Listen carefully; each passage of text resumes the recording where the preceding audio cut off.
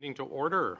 Welcome to meeting number 98 of the House of Commons Standing Committee on Government Operations and Estimates, also known as the Mighty Ogo, the only committee that matters. Pursuant to Standing Order 108-2 and the motion adopted by the committee on Monday, October 17, 2022, committee is meeting on the study of the ArriveCAN application.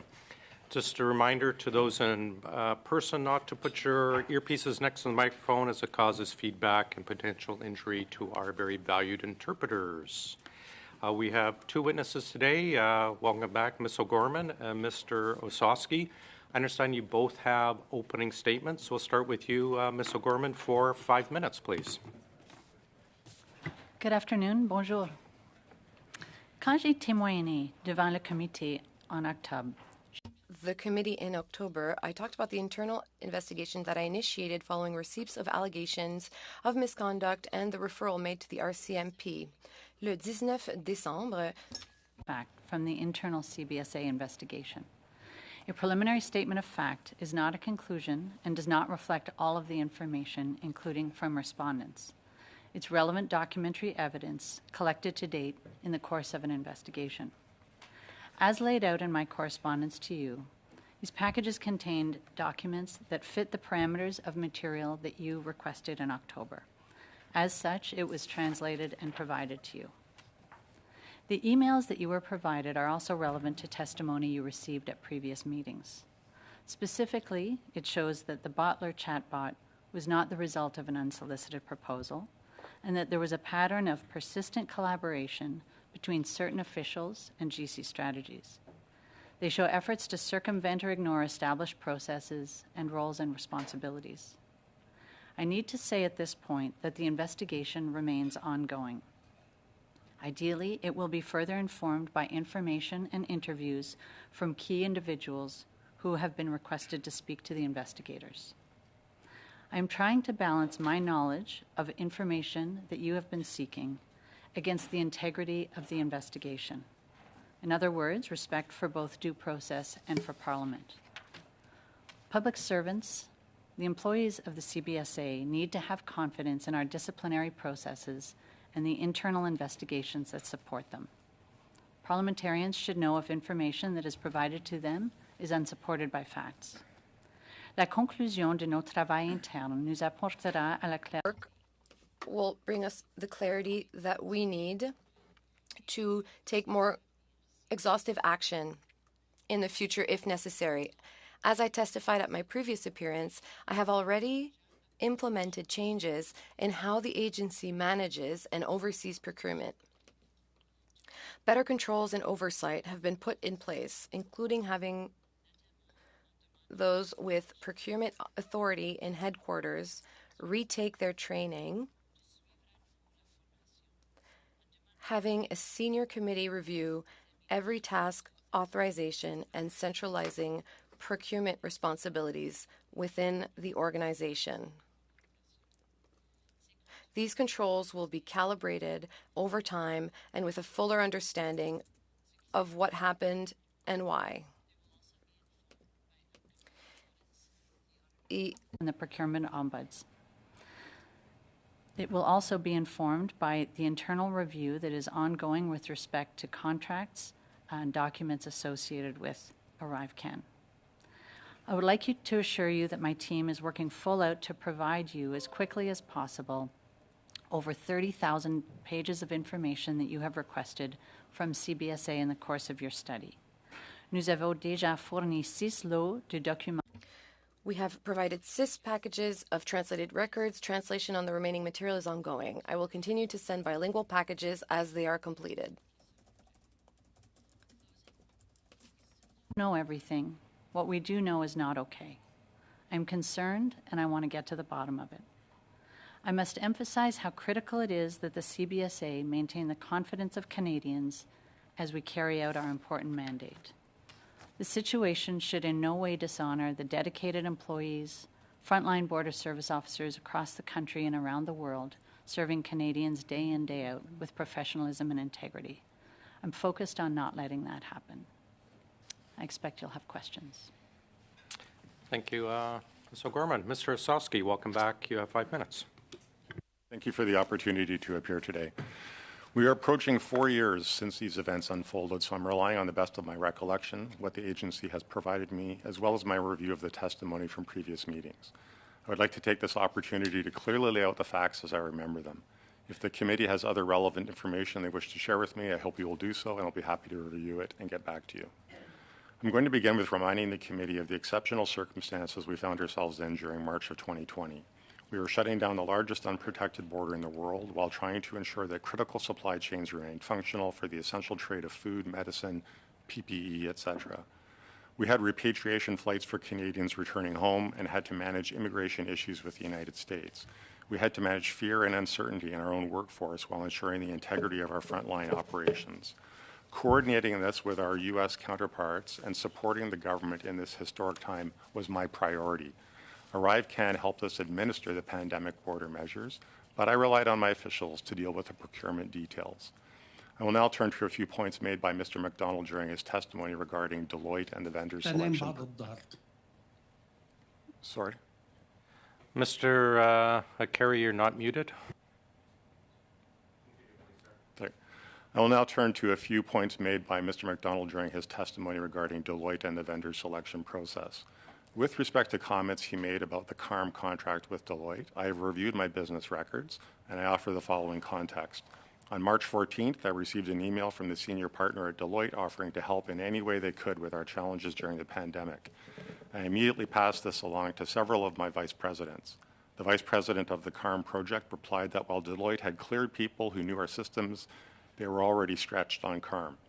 This is the best evidence of the true state of play with Deloitte. Clearly not a penalty box issue. And I will emphasize that all of my business records clearly show a cordial and business-like relationship with Deloitte. All I can say is that we were all working with Deloitte to make sure CARM was a success. With respect to Mr. McDonald's statement that VPs were told not to use Deloitte, I have no recollection of providing this direction. I have asked a few members of my former executive team if they recall this, and they don't.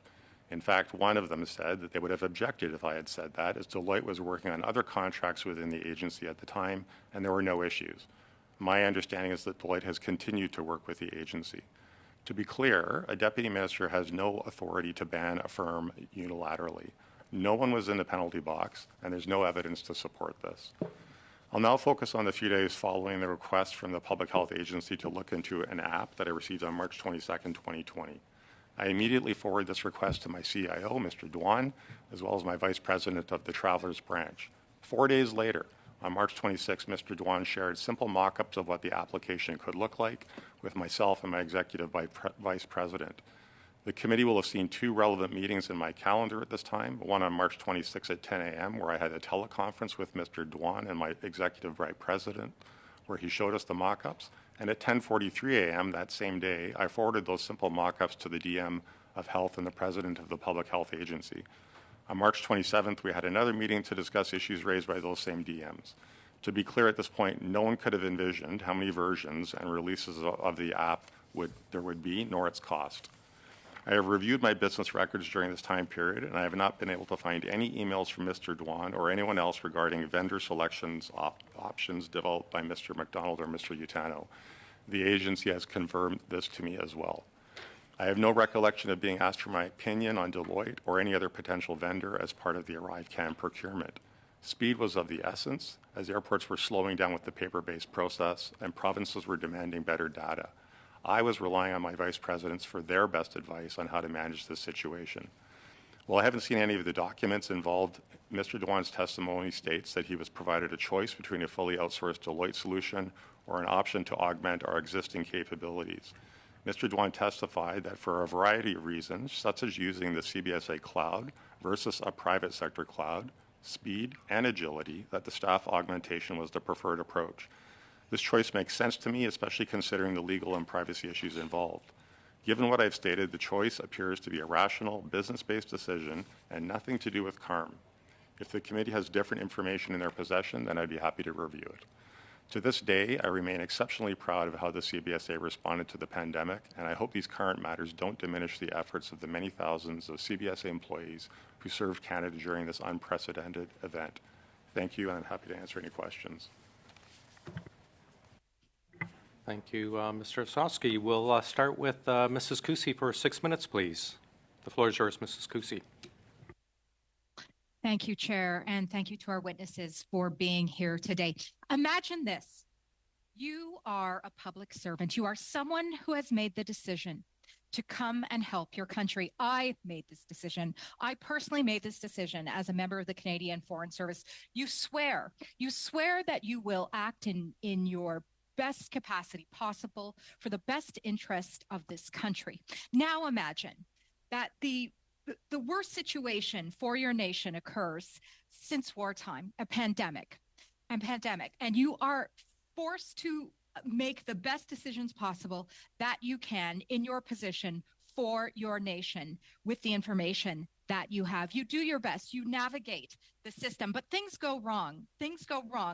The application that you are working on ends up to be a $54 million boondoggle, a stain on the government, which is already neck deep in boondoggles. Another instance of possibly unethical behavior by this government, and certainly incompetent behavior by this government, and a definite lack of oversight. But you tried your best because you were a public servant.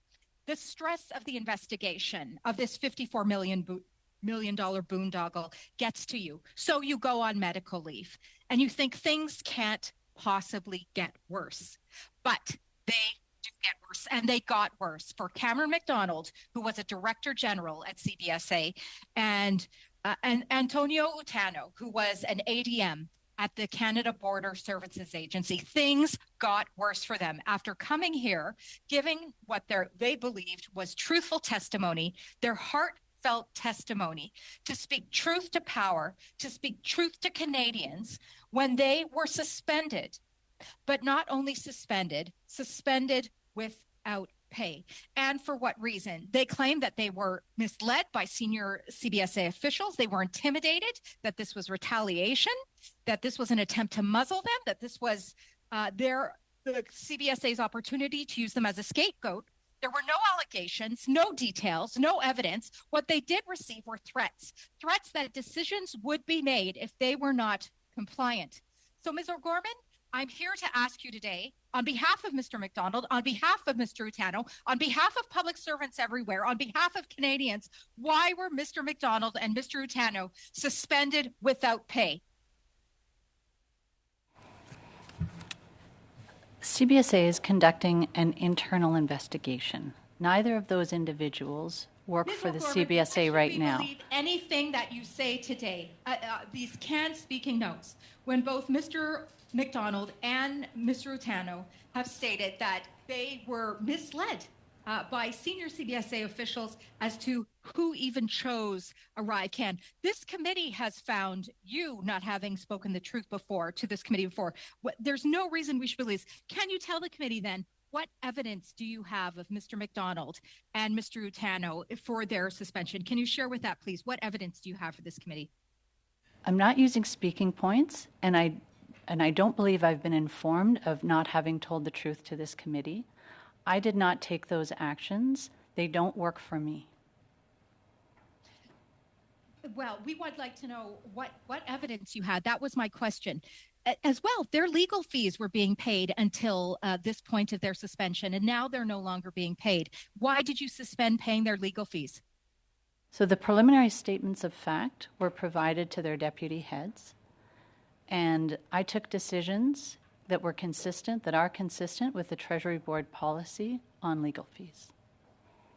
Yeah, this information isn't providing any new information to us, Ms. O'Gorman. Is this the type of treatment that CBSA whistleblowers can expect in the future? Is this the type of treatment that public servants can expect in the future? The CBSA was also made to know of threats against Mr. McDonald by Mr. Doan. What steps, then, can you tell us, did you take to protect Mr. McDonald from facing negative reprisals from higher-ups, please? I heard that testimony here. There are processes and systems in place when somebody believes they've been subject to harassment. I'm trying to conclude an investigation. My interest is understanding what happened. You I have don't an opportunity understand. to speak the truth to people here today. Just tell Canadians, why were they suspended without pay? Share that with everyone. I did not take that action, and it's not for me to talk about. Their Okay, deputy heads Mr. took that Osowski. action. There are accusations that the public safety minister at the time was wanting someone's head on a plate. How involved was that current minister in the building of ArriveCan? And how involved was that minister's office in covering up the misconduct connected to the development of the ArriveCan app? Comments occurred after I retired. I can Again, speak. I can speak to okay, that. please go ahead, Ms. Uberman. The Minister of Public Safety was informed by me that we were launching an investigation. He expressed concern over the nature of the allegations, and he indicated that he expected me to deal with any gaps that they showed and to go forward with the investigation and to let him know if there were any pertinent information that he should be aware of. He never said that he was looking for anybody's head on a platter. Well, we were also I'm advised, I apologize. That by- is our time, Mrs. Thank you. Kusi. Ms. Atwin, over to you for 6 minutes, and welcome back, Togo.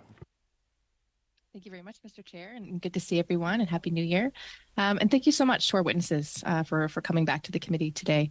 I know last time was you're in the hot seat as well, and it was a bit of a difficult conversation, and it seems we're off to a similar start today.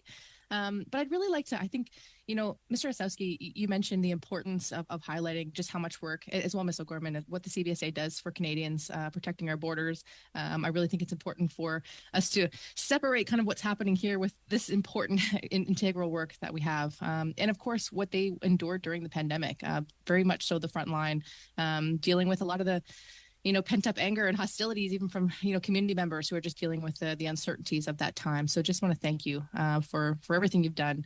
And of course, for your, providing your testimony for this very important study. And we certainly all want to get to the bottom of what occurred.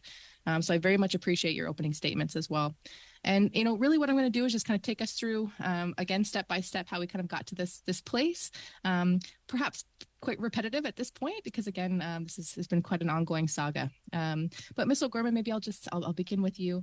Can you confirm again for the committee, just for complete clarity, when the investigation into this matter was first launched, as far as your role as president? Sure. I received information. I received the allegations in the fall of 2022, and I provided it to our Director General of Security, who launched an investigation in November. Great, thank you. And of course, this investigation, it remains ongoing. Is that correct? Yes. So we'll certainly know more, once the investigation is complete. And of course, the RCMP, they're also conducting their own investigation. Is that correct? I'm not aware of whether the RCMP is conducting an investigation. So as I've testified before, we provided the material that we received to the RCMP. They've indicated that should they wish to have any information, they will seek it through a production order, and we stand ready to give them whatever they seek. I don't know if they are conducting an investigation. I do know they have the information and the allegations. Okay, thank you. And also in your opening statement, you mentioned a bit about some of the changes around procurement practices in the CBSA since you've become president. And just if you could further clarify some of those changes, you mentioned some really great ones. I think particularly the senior oversight piece is really important, just to ensure that everybody's got eyes on something. So hopefully we can avoid this in the future. But can you just provide further detail to some of those changes? And perhaps, add clarity to, were these changes instituted specifically because of what we're seeing right now around the ArriveCan experience, as I'll call it, or were there intentions to kind of tighten things up around procurement ahead of that? So I'll just speak to the first part of your question. So some of the changes, indeed, all contracts, task authorizations are coming through a senior executive committee now to look to conduct a challenge function. And we've centralized all procurement into one branch. So what I've seen was a breakdown of roles and responsibilities. I saw engagements with contractors without seeing the presence of procurement officials. Procurement officials play an important role beyond signing documents. And so based on what I've seen, I felt that there was a breakdown and a lack of controls, and that's what I've put in place. There will be more recommendations to come. We'll calibrate. Perhaps all have been found to have overreacted and slowed things down. But right now, given what I've seen, that's what I've put in place. And at the same time, trying to use fewer contractors. Great. And just for the second part of that question, were there any intentions to tighten up kind of procurement processes or look at improvements ahead of this ArriveCan experience, or is it really kind of coming out of what we've seen over the last few months? Coincided with me assuming this role, so I didn't have much runway to examine or consider the procurement function. When I started, there was nothing glaringly absent, but some of this information and the allegations came to me early in my tenure, so I acted. Great. And as our current president of the CBSA, do you have faith in the organization's ability overall to follow fair procurement practices moving forward? I have absolute faith in the organization, including in procurement practices. We're dealing and trying to get to the bottom of a set of actions and work by individuals that, I'm looking forward to an investigation to conclude on. But I have absolute confidence in the CBSA and its application and adherence to policies. Thank you very much. Mr. Osowski, if I can just switch to you now. And again, bringing us back to this, in the midst of the pandemic and some of the things that were being experienced and the necessity to act. And I'm just wondering, what data were the provinces asked for at the onset of the pandemic? And how is that data crucial to help inform public health officials on how best to protect Canadians from COVID-19 in the context of CBSA? Thank you for the question. And it was actually quite interesting this past weekend reviewing my business records and seeing some of the back and forth in terms of the initial requirements. Provinces, in fact, were developing their own applications. Airports had developed some of their own applications. Mostly what we were interested in and the Public Health Agency was wanting from us was the collection of the contact tracing information. Where are you coming from? Name, address. This was being passed off to the provinces so they could monitor people on their arrival in case they needed to ensure that their health was in place. I'm afraid I have to cut you off there because we're past our 6 minutes, but perhaps the next round. Mrs. Vignola, please, for 6 minutes. Merci beaucoup, Monsieur le Président. Thank you, Mr. Chair. Ms. O'Gorman, does CBSA have a policy or a rule to protect civil servants in case of suits linked to their employment? For instance, by paying their lawyer fees? For instance, by paying their lawyers' fees? We follow the Treasury Board policies. We are subject to those policies. Thank you. So before they were suspended, Mr. McDonald and Utano had lawyers helping them that were paid by CBSA. As I've said, I made decisions that align with the policies in place. I know certain things were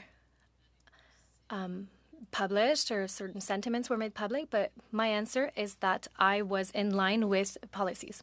So the lawyers were paid by CBSA following the policies and rules in place. Is that correct? I would say that there are two ways to pay the lawyers, and I'm sorry, I will switch to English for this. This is before parliamentary committees and in legal proceedings. Okay. And the criteria are set out, and I am consistent with that policy and the decisions that I've made. Actuellement, est-ce que... Currently, are those two civil servants still covered by this protection policy? Do they still have lawyers whose fees are being paid by taxpayers, basically? If I receive requests, I can make decisions. I've made decisions for every request that I have received. Now, the usual meeting places for civil servants and potential or current service providers, where do those meetings usually take place?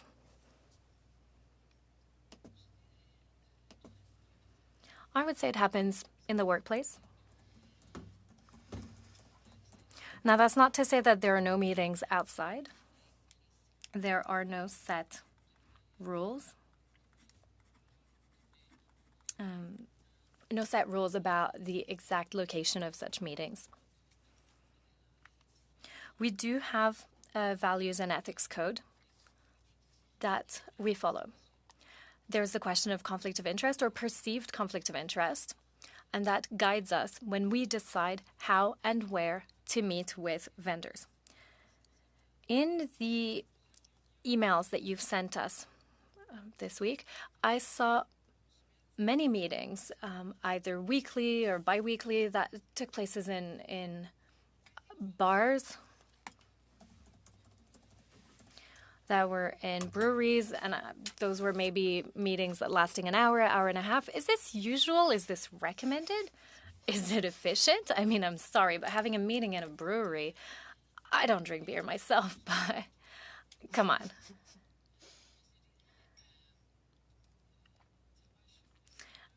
Three things on this.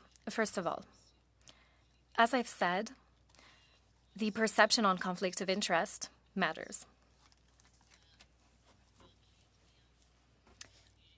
If I receive many requests, I mean, the investigation is underway. I don't know if the people in question were there, but the presence itself of such invitations with vendors where there's no proof that there was an employee from our side is something that concerns me. I have questions about this.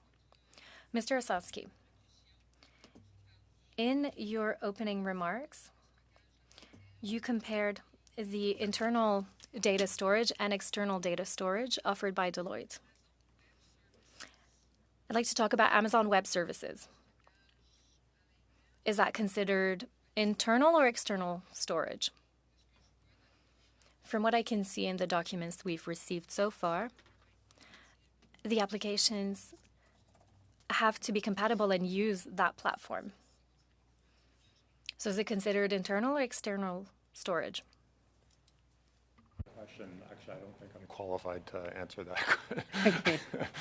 Okay. You need someone with a technology background. I mean, I think that the point was that Mr. Dwan was likely making was it was in an instance that was in the government's control as opposed to a private sector entity's instance of where that cloud was, but I really can't comment on the technicalities of that.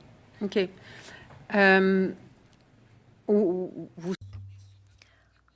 So you probably remember that during the pandemic,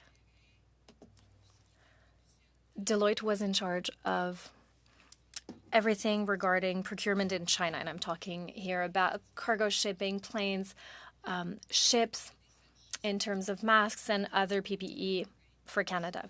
Now, given this, would Deloitte have been available to work on this web application? Or did they have too much to do in terms of procurement for healthcare and PPE? Brief answer. I think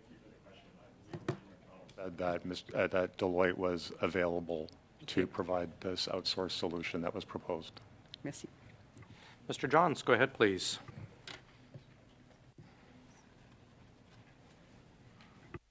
Thank you very much for both of you for being here and coming back here, and for the important work that you do and have done for Canada. I just wanted to start with you, Ms. O'Gorman. I'm going to read from an email Cameron McDonald sent to Ming Don on November 19th, 2019. Cameron says Ming directed him to, quote, look into a specific domain within HR using AI, end quote. He says, quote, I found a company in Montreal and connected with GC Strategies who sought options to move something forward, end quote. That company was Bottler AI. So what we have here is a government official saying they clearly identified a solution, but they chose to bring in a middle person to profit off it first. We've seen the direct message that GC Strategies sent to Bottler on LinkedIn. That's not professional headhunting that the government can't do itself. It really seems that GC Strategies was brought in as a middle person for no reason at all. except to profit off a taxpayer contract, taxpayer paid contract. And unless we see evidence to the contrary, that's what this shows. So, Ms. O'Gorman, do you believe this is acceptable? And with many more eyes on CBSA's procurements right now, have you found other cases where this has happened? And what is your plan to figure out whether this is happening in other cases? Well, note your comment about unless other information comes to the fore. But to your question, I don't agree that that was proper procurement. It was not an unsolicited proposal. The rules allow for prime contractors to sub, and as this committee has heard and asked about, subcontract. It's not for CBSA or a department to try and manage and develop those subcontracts. Those are business decisions between entities in the course of a procurement. So what I have seen, based on the documents that you're referring to, CBSA's involvement in how those contracts would come together is not usual. Looking at other options, CBSA presumably could have put out an RFP for its requirements. It could have looked to justify a sole source. It could have used supply arrangements and pre-qualified. So there were other options. It's not clear to me that what was happening was appropriate. In fact, it appears to be inappropriate. And the spirit of the supply arrangements and standing offers is not to retrofit products through them. Would this be your rationale for the suspensions then? The suspensions of the companies? No, the employees. I didn't Mr. McDonald. I didn't suspend the employees. Okay. It's my understanding that is Mr. McDonald not suspended? So neither Mr. McDonald nor Mr. Utano work for the CBSA. I have no authority over them. Their deputy heads have taken action. Okay. Understanding that, what's your plan to figure out whether this is happening in other cases? Have you looked to see if this is taking place in more than this instance? So twofold. I have the investigation underway, and the investigation is going to canvass all of those issues. And I have a committee set up that's looking at every contract and asking the questions and trying to understand before any approvals are given. Okay, now that you've got this committee working, has the committee come back to you already and flagged other contracts that are of concern? So the committee is forward-looking. We are reviewing documents relating to contracts on ArriveCan and the billing around that. To your question, I have the internal investigation that will be canvassing how CBSA was engaging with contractors during this period, not limited to Bottler GC Strategies. So I look forward to those conclusions. I look forward to... When do we expect to have those conclusions? I mean, this could run for years, right? We don't want that. We want to make sure that we get results. That's what this committee wants. I'm very impatient. I need to make sure I don't translate that impatience into undue pressure. I'm trying to preserve the integrity of the investigation. I'm impatient, and I hope that everybody involved will participate so that we can wrap it up as soon as possible. I would hesitate to give a date at this time. Okay. Mr. Ozowski, we've been told that GC Strategies was chosen over Deloitte because Deloitte was in the penalty box, and you commented about that earlier, but it was highlighted that it was for its poor work on the CARM contract. But Mr. Doan says that's not the reason. So why was Deloitte in the penalty box, or are you even aware of why? And what was the nature of the problems with Deloitte's work? As I said in my opening remarks, the relationship was businesslike and cordial at that time. No one was in the penalty box. I reviewed all the emails, and there's nothing to suggest it was anything different than that. It was normal. Okay, Ms. O'Gorman, can you comment on that since you're in the current role? I can't comment about the statements that were made, but I would say that the cordial and business-like relationship continues. So Deloitte's never been in the penalty box, or in your view, under your watch? And you're not aware of that in the past?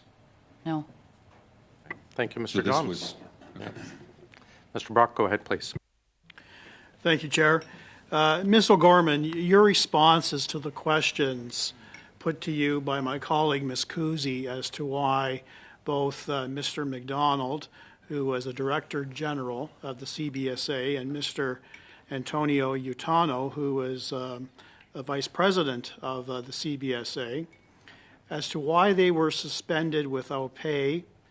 I find your responses to be lacking in clarity. Clearly, you know a lot more.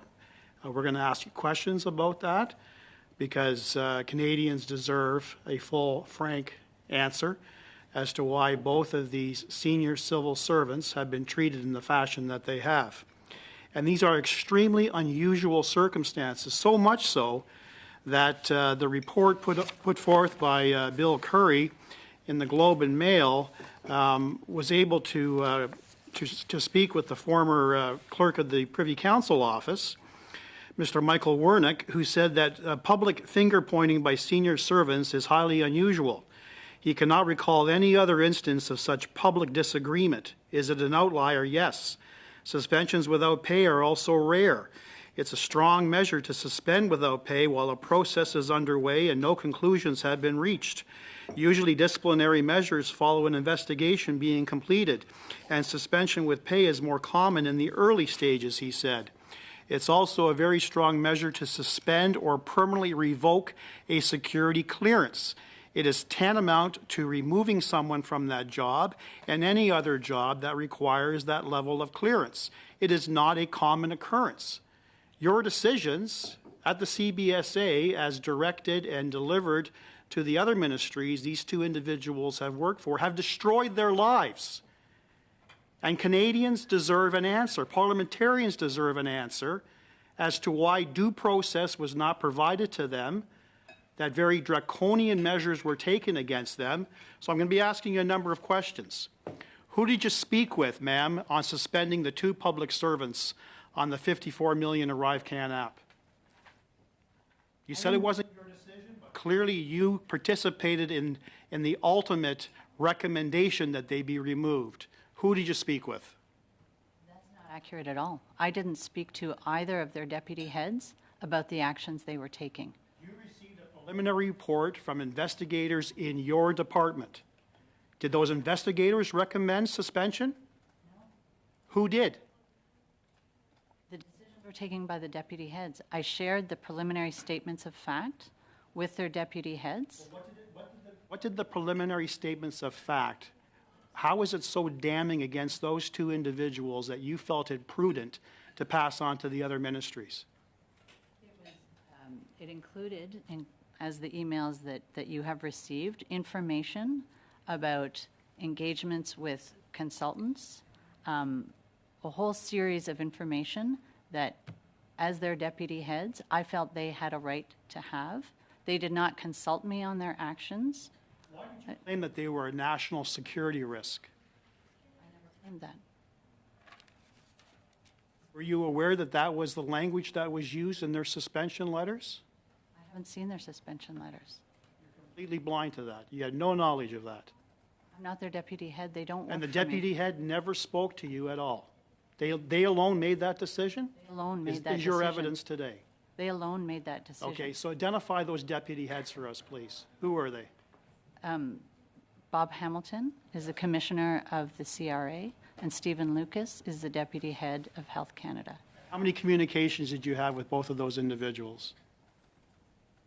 I let them know that I would be sharing a, pardon? How did you let them know? Emails? Telephone call? Letter?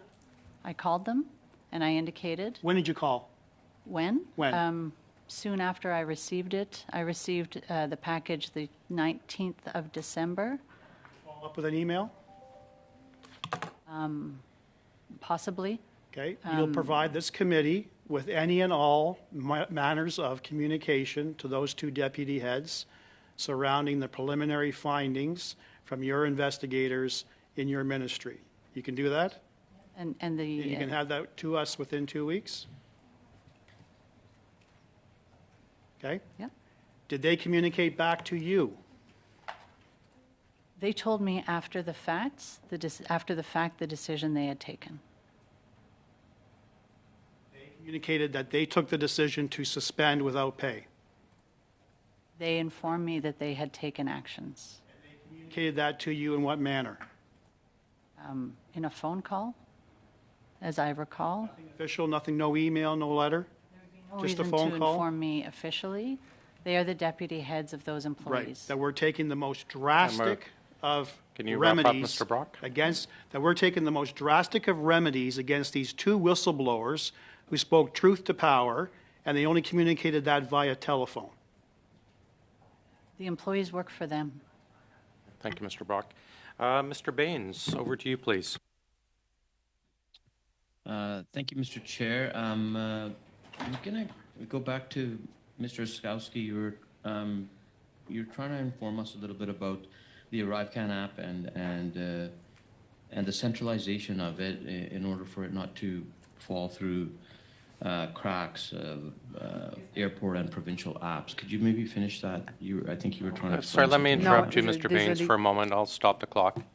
Madame Vigneault? Le son est trop mauvais pour l'interprétation et j'aimerais éminemment entendre. The sound is not good enough for interpretation, and I would like to hear the questions asked by my colleagues. So maybe if he could move his microphone closer to his mouth. Que je puisse entendre ces questions via l'interprétation, s'il vous plaît. Can you please move the microphone closer to your mouth so that I can hear the interpretation? How about now? Is this good? Is this better? Could we get him to speak a bit longer? Just to test Can you Once speak a bit again, longer, I'm, Mr. Baines? Just Thank you, Mr. Chair. Merci. We'll go to Mr. Osowski. Are we still good, or a little bit longer? just keep speaking a bit longer, please, Mr. Baines. Tell us about the Vancouver Canucks, how they're doing this year. Well, the Vancouver Canucks, as you see, we are very proud to send 5 members of the Vancouver Canucks to the All-Star game, and it looks like we have a Norris candidate in Quinn Hughes, and it looks like we're going to have to good. pay a lot of money Colleagues, to Elias Pettersson. yeah. Thanks, Mr. Baines. Just bear with us a couple moments while we check with the translation booth.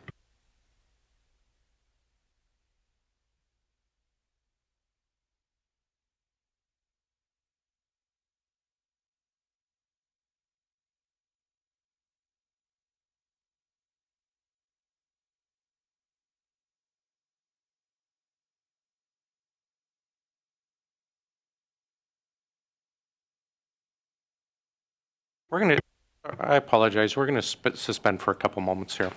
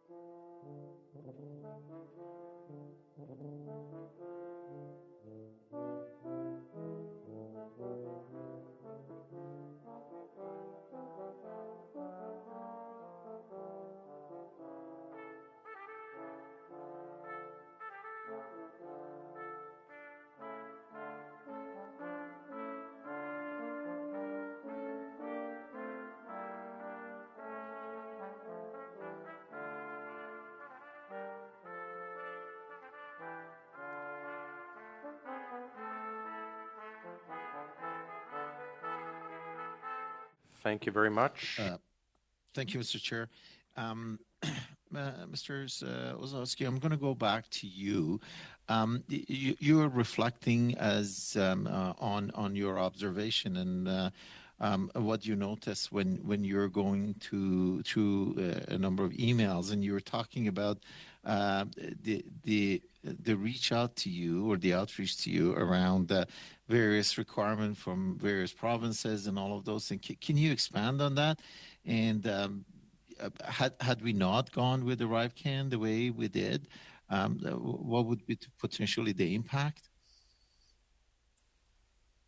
Thank you for the question. I think the best, when I was looking through my emails, the best way I would describe it is that, and the memories that I were refreshed was the airports were clogged with people trying to fill out paper forms.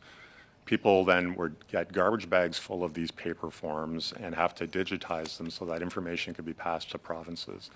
You might recall at some point provinces were looking at checking in on people to see if they're okay. They were trying to make sure that they were enforcing mandatory isolation. Initially, it was done on a sampling basis, and then it moved to something more persistent. I think the initial piece at the airport as well was complicated because you had all these people getting off an airplane all at the same time, and they were concerned, quite frankly, of a super spreading event happening while they were waiting, doing the paper process.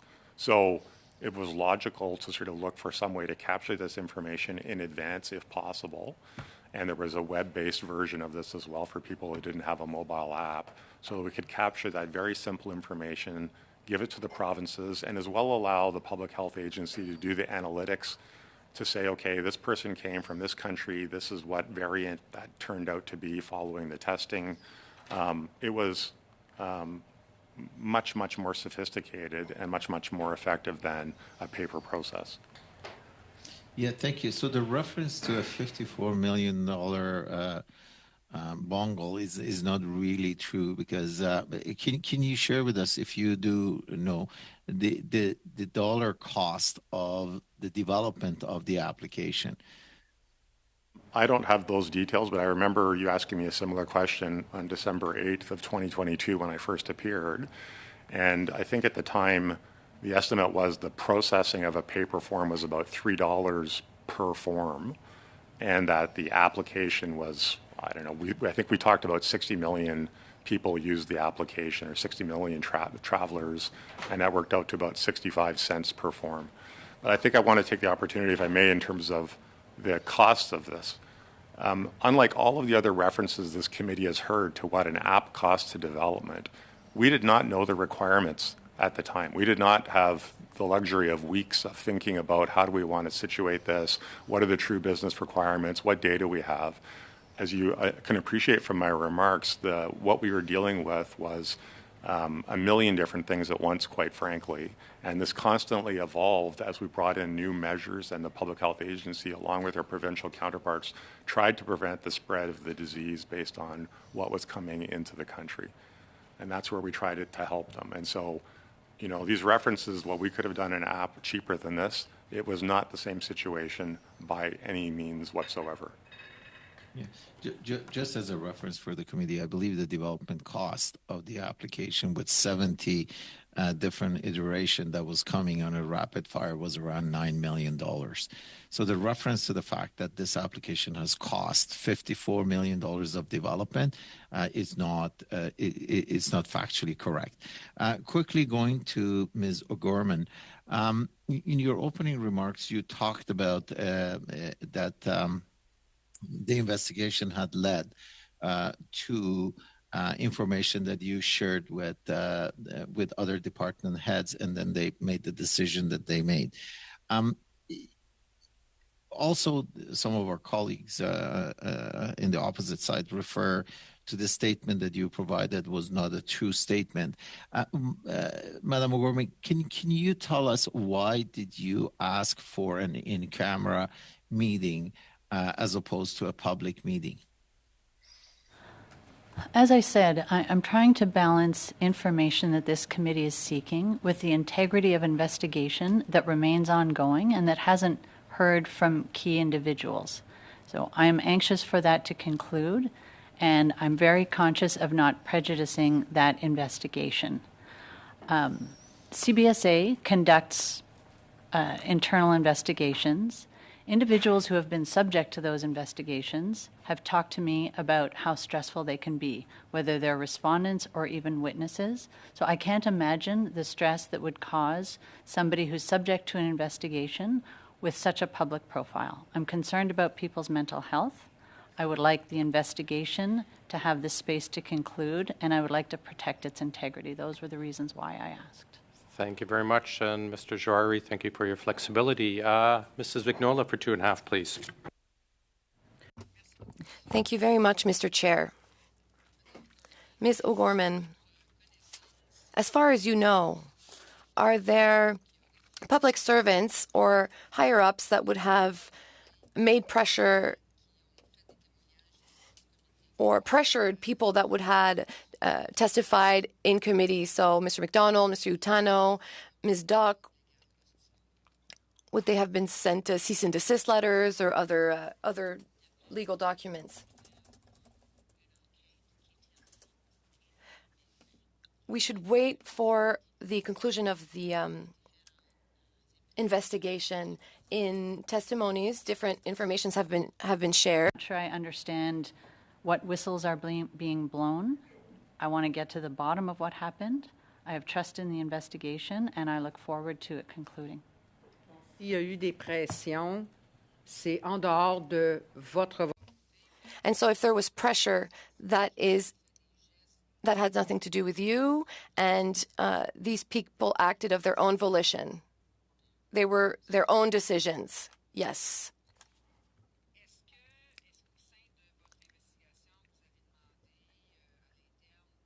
During this investigation, did you ask that the investigators meet with everyone involved? Was there a request for meetings? I think that Bottler AI was asked to share the information that they had in their possession. I don't know if the team asked to meet with Bottler AI. When I read the contract or the call for tenders, I saw that there were some linguistic demands and that everything was done in English. They were asked to work in English only. And French, when it is mentioned, which is quite rare, there's a condition. So you could have to work bilingually. So not only in French, but in a bilingual manner, whereas English is mandatory. So Chinese programmers, Japanese, Portuguese, Spanish, Russian programmers only program in English as well? Or can we hire specialists that speak another language? We didn't leave enough time for an answer, but perhaps you can get back to that next round. Mr. Johns, please, for 2.5. Yeah, Ms. O'Gorman, can you please tell me the date in which CBSA officials commenced the internal investigation into Bottler's allegations, as well as the date in which the Bottler task authorization was canceled? Back. The investigation was late fall in November, I believe. I don't know the exact date, and I don't know when the task authorization was canceled. That was before I was at the agency. Okay, I thought Mr. McDonald said that the investigation started in January, but I'll go to the next question. I have a few questions about Mr. McDonald's claims that CBSA was covering his and Mr. Utano's legal fees. When did CBSA begin covering their fees with private legal counsel? Who made that decision? And does this include legal fees related to the RCMP investigation for McDonald and Utano? So I'm going to speak generally about covering legal fees. There are criteria in terms of determining whether legal fees should be covered. The criteria are different for appearances before parliamentary committees and legal investigations. Any requests that I received to cover legal fees were consistent with the policy. Okay. Do you recognize the concerns and the conflict of interest in using taxpayer dollars to fund the private legal counsel of the same individuals who are under investigation by the RCMP, by this committee, and by your own agency? So I'll just clarify. I don't know if anybody is under investigation by the RCMP. I have no information about that one way or the other. I applied the Treasury Board policy on legal fees for public servants. Okay. So can you explain why the Department of Justice wasn't taking the lead in terms of providing counsel? And also, just lastly, I'm going to ask you if you could table the date in which the internal investigation into Bottler's allegations were made, if you could table that to this committee. I'm reading. I'm looking for all that.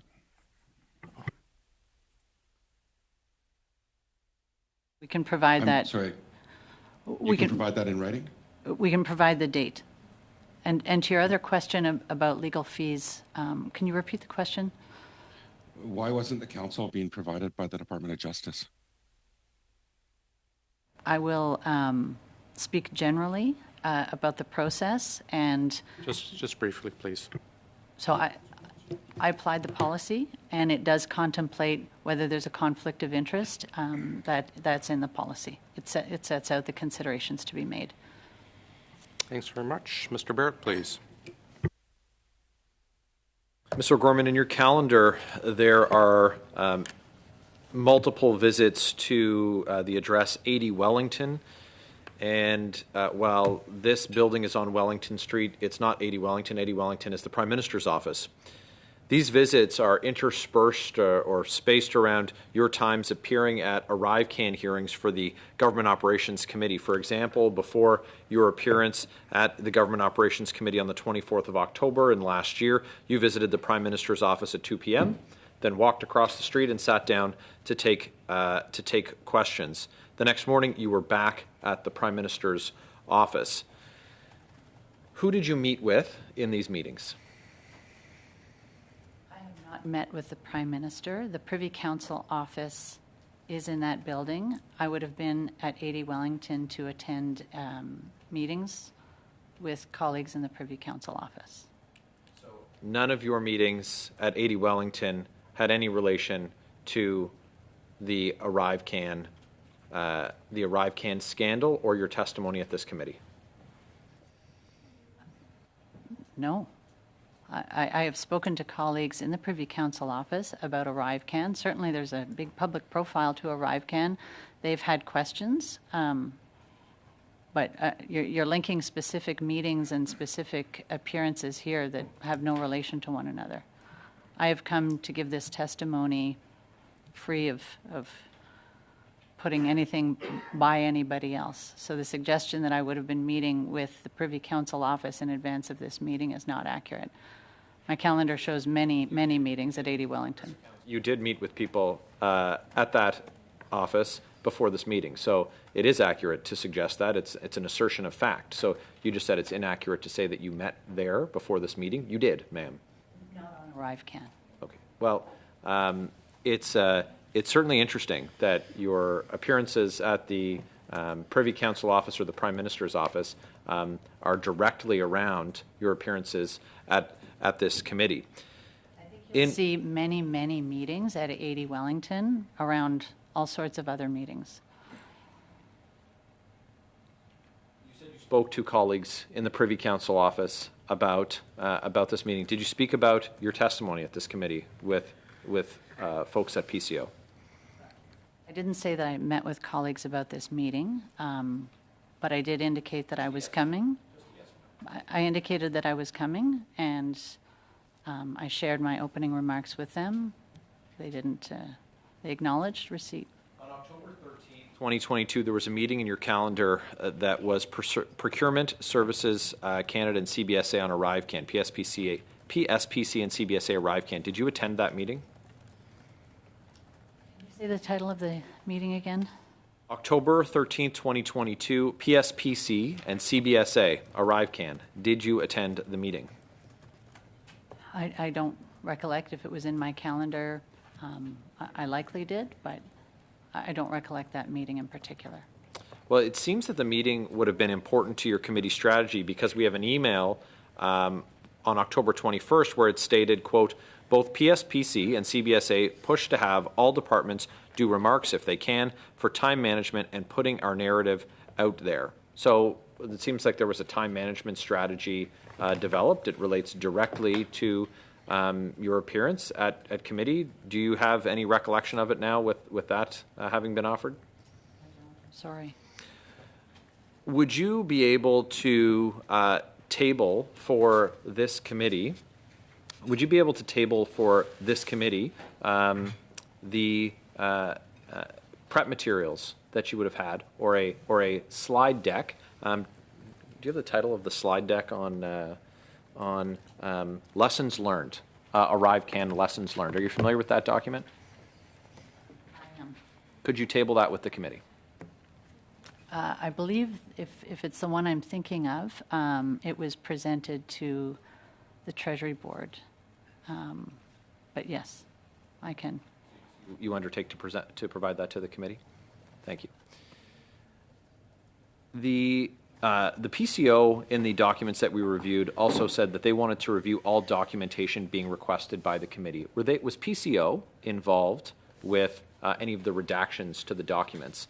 CBSA was non-compliant with a legal order of this committee to provide full documents, and we want to know if PCO was involved in the restricting of the release of information that was lawfully requested by this standing committee. PCA makes redactions to its own documents. So what was PCO's interest then in reviewing all of the documentation before it was being submitted to the committee? Great. Thank you, Mr. Barrett. Mr. Sousa, please go ahead.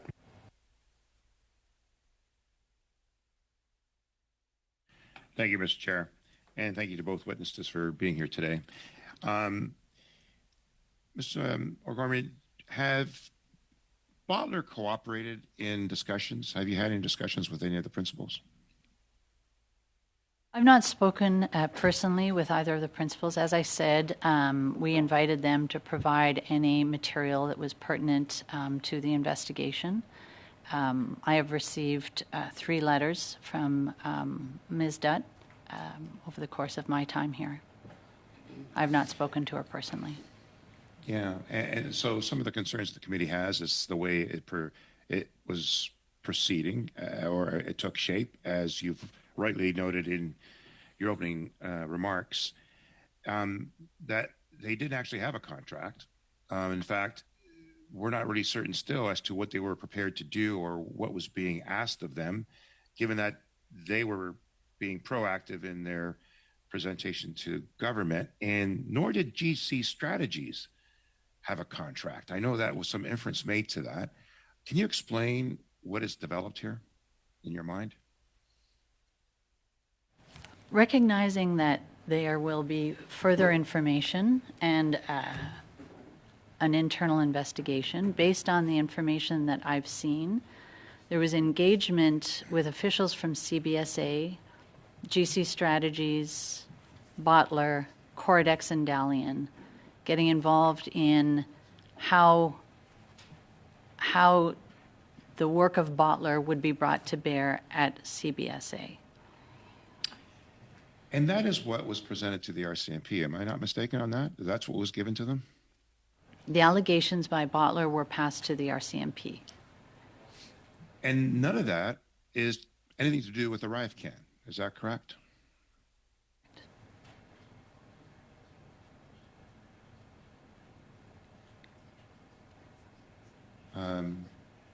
I'm sorry, I didn't quite get the answer. I can't hear. Mr. Chair, I think okay. So RCMP is not investigating ArriveCAN, but you are. You're taking initial steps. Is that correct? Is that what this committee is being apprised of? Investigation is looking into procurement practices at CBSA, following on, frankly, the allegations that were provided by Bottler. So Bottler brought to the attention of myself some allegations that, if founded, would be extremely serious. Those were the basis for the launch of the investigation, and the investigation is pursuing the information, I assume, based on what it is seeing and hearing in terms of the people they talk to and the documents they obtain. Right. And so your disclosure and your engagement is to try to uncover as much as possible what has taken place. You're not trying to hide anything. You're actually trying to uncover more. I want to understand what happened, and I want to protect the integrity of the investigation and give it the time and space it needs to conclude. Mr. Osowski, can you position what occurred at that time given the urgency of the pandemic? Back to the creation of the app? Yes. Well, as I said in my opening remarks, it was an incredibly tense moment in history, certainly in the history of the Border Services Agency. No one, I don't believe, before me had ever shut down the border before, and still tried to make sure that commercial trade and essential food and medicine was coming across. And I was spending a lot of time with my American colleagues to make sure that the messaging was the same. They've got a different legal construct in terms of how airports work, but the land border was the primary concern, given that's where most of the commercial trade comes through to Canada and back and forth. So it was a massive urgency, a massive border, one of the largest, I guess, in the world. And you had an issue of public safety at the forefront. And now some are suggesting maybe there was too many, or there was some shortcomings in the way things were processed. Can you explain were there any shortcomings in your view? The application development was processed? Yes. And the procurement. Look, as I said in my opening remarks, we got the request, and 4 days later, my team had put together mock-ups of what the application could look like. So we already had some basic capabilities on this in the organization, but to do something as quickly and get things approved through an app store, both Android and Apple, was going to require extra help.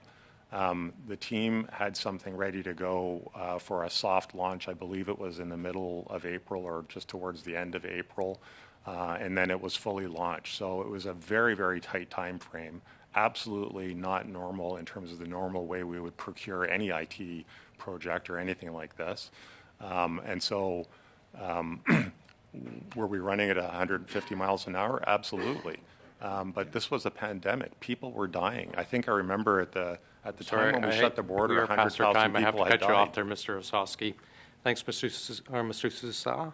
Mr. Genuis, over to you, please.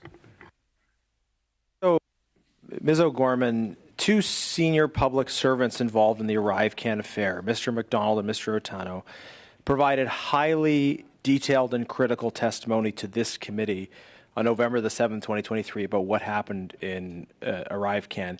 They didn't toe the line. They were very critical of you directly, as well as of Mr. Doan, and indirectly, I think, of Minister Mendicino. My impression was that they did not intend to be critical in particular, but they simply provided direct and forthright answers to direct questions. And we would welcome that from others as well. But in any event, after their testimony, immediately after their testimony, it seems that you ordered an investigation related to their conduct. Is that correct? You didn't order any investigation after their testimony? Their dismissal letters say that on November 27th, 2023, they were made aware of investigation by the Canadian Border Services Agency. Were they made aware of an investigation on November 27th, 2023? So in the course of conducting an investigation, at some point, individuals, if there are allegations against them, are formally informed of those allegations. So I think they were what you're informed. referring to They were informed of that they were the subject of an investigation regarding serious allegations of misconduct, allegedly. They were informed of that on November 27th, suspiciously, just a few weeks after their testimony before this committee. So are you claiming that that information was related to investigation that was actually launched prior to their testimony? Well, when was that investigation launched? There's one investigation that was launched in November of 2022. So, but then they were informed of what? The expansion of that investigation, a part of that investigation, or they were simply informed that they were the subject of particular complaints on November 27, 2023? My understanding is they were informed of the allegations against them. So there was the information. Were these new allegations or allegations that had been long-standing? So Bottler AI presented allegations to the agency.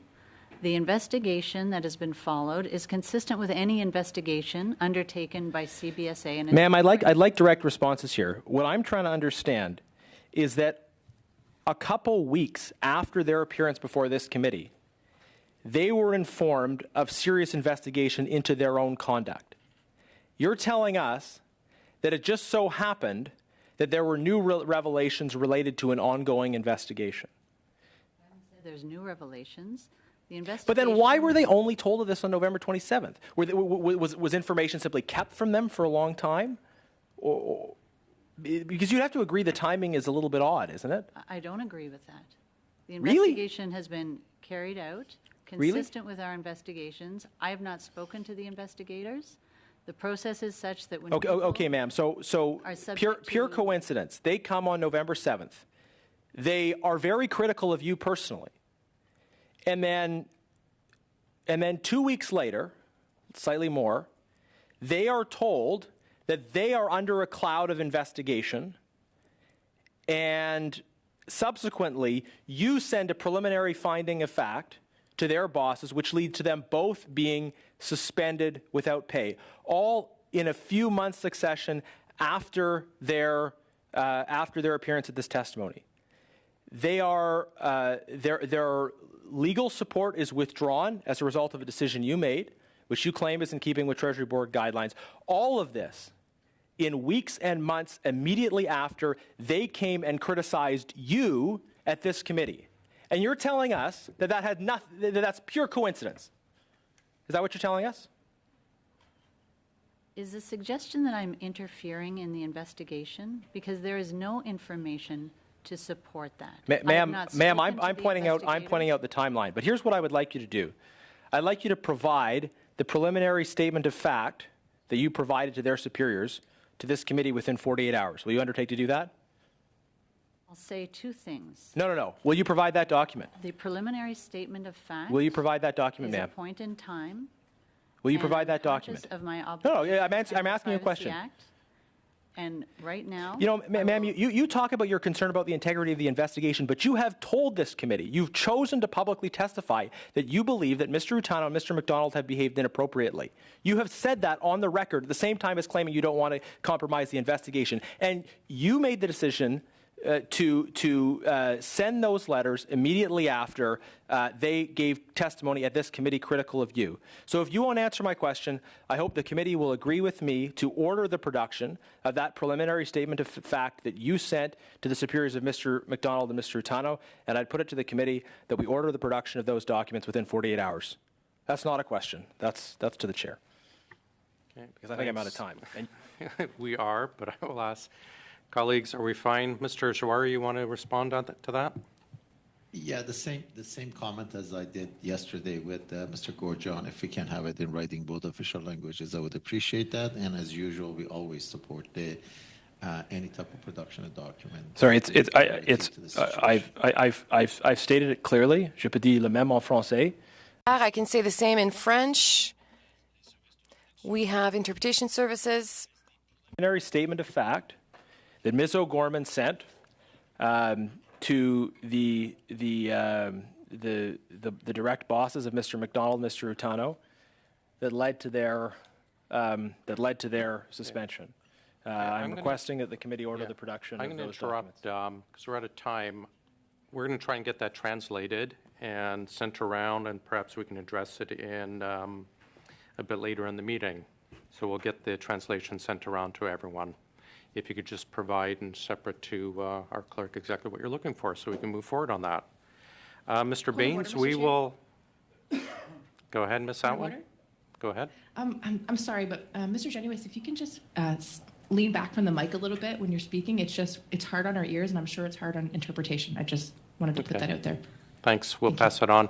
Mr. Baines, we'll try you again. Hopefully IT thinks they've got you fixed, so we'll go ahead. Thanks, sir. Thank you, Mr. Chair, and I'm hoping everybody can hear me correctly now in translation and everything's okay. All good? So far, so good. Thank you, sir. Okay, so I'm going to go to Ms. O'Gorman. If you can, so we know ArriveCAN is not being investigated. As you're aware, the Office of the Auditor General has been working on a report of ArriveCAN. And last she was here, she was disappointed that this matter had not been brought to her attention. Are you keeping in good contact with her office to make sure she has what she needs for her work? Yeah, that was my decision not to provide that to the Auditor General at the time because the allegations related to another contract. In hindsight, I recognize they were the same individuals and they were the same company. I probably ought to have informed them of that, including the caveats that we knew nothing further. We have appreciated the work with the Auditor General. Our teams have worked closely with them. I look forward to her report, and I expect that she'll have some good recommendations. So you're referencing, you said same individuals, same companies. Can you name them, please? As they've been named here, GC Strategies among the companies, and the individuals have already been named as well and are included in the email disclosure that was in the package that I provided. So procurement practices at CBSA is ultimately what we're looking at, what you're looking at. So in light of what we've been hearing at committee these past months, do you have faith in your organization's ability overall to follow fair procurement practices? Like everything that we've heard, do you think the system is working and the practices that you're trying to either improve, or are you seeing some changes, or you're bringing changes forward? If you can maybe share something on that. Faith and confidence in the people at CBSA, absolutely. CBSA does a lot of procurement of goods, of services. There are no specific concerns I have. As regards contracting, staff augmentation, information technology, I have seen that, in some cases, files were not complete. I've seen engagements with vendors, with contractors that didn't involve procurement officials, unclear roles and responsibilities. That's what I'm looking to fix. Okay. I'm going to go back to Mr. Ozowski. as you know, like part of our role here as members of OGO is to provide recommendations to government. Has your experience in this process, what you've witnessed here and your appearance here, led to any insights or recommendations that could improve the procurement process? The question. I would say I'm not privy to all of the information that certainly might come up from the Auditor General's work or the Procurement Ombudsman, but I'm certain that the agency would receive and the government would receive any recommendations to improve procurement gratefully. Okay, thank you. And for the federal information technology projects such as ArriveCan, and I think we've determined here, and from what you've mentioned earlier also, it was developed in record time and under dire circumstances and ultimately saved money when you were talking about how the process was in paper form and people filling out and the time saved and do you feel that was good value for taxpayers' dollars, the decision that was being made at that time? And so, as I mentioned, I don't think anyone could have predicted how many iterations and versions of the app there would be and all of the different tools that were built into it for things like vaccine certificates and holding people's healthcare information and personal information. So it was something that started off as a very modest, simple application to take contact tracing information and pass that along, and it grew into something incredibly sophisticated. And so from that perspective and what I was talking about with Mr. Jawari, I think it was definitely more effective than a paper-based process. In retrospect, if this were to happen again, I'm sure there's lessons learned about how we would do this better. But other than that, I don't have any comment. That is our time. Thanks, Mr. Baines. Thank you again for your flexibility. Mrs. Vignola for 2.5, please. Thank you very much. Mr. Osowski, when did the pandemic start officially in Canada? That I would have to go back and check, but somewhere in the middle of March 2020. Yes. And in the emails that we received, we were told about MOBO. I think that stands for Mobile Border, as early as 2019. So is Mobile Border the predecessor of ArriveCan? Was this project already underway before the pandemic? Don't recollect the details of the Mobile Border. I think that was actually for officers to use internally so that they had something as a mobile tool to use when they were going on tour buses. But I would have to go back and check with the agency on that one. Perhaps Ms. O'Gorman knows. Madam O'Gorman, I have a question about language. I won't repeat what I said before, but language C, C++, a specialist can be francophone from the Quebec or another Canadian province and wouldn't be able to speak English perfectly. I know unilingual Anglophones who still make mistakes in English. So why require English when your public servants are supposed to be bilingual and supposed to be able to communicate in both official languages with different contractors? There's a difference between bilingualism in applications and services given to Canadians and internal work for IT employees. According to my understanding, the working language that is most commonly used is English. In the market, the working language is English. That is why when we wrote up that request, we made the knowledge of the English language a mandatory requirement. Most people who work within IT work in English. Concepts are discussed in English. Unfortunately, I'm sorry.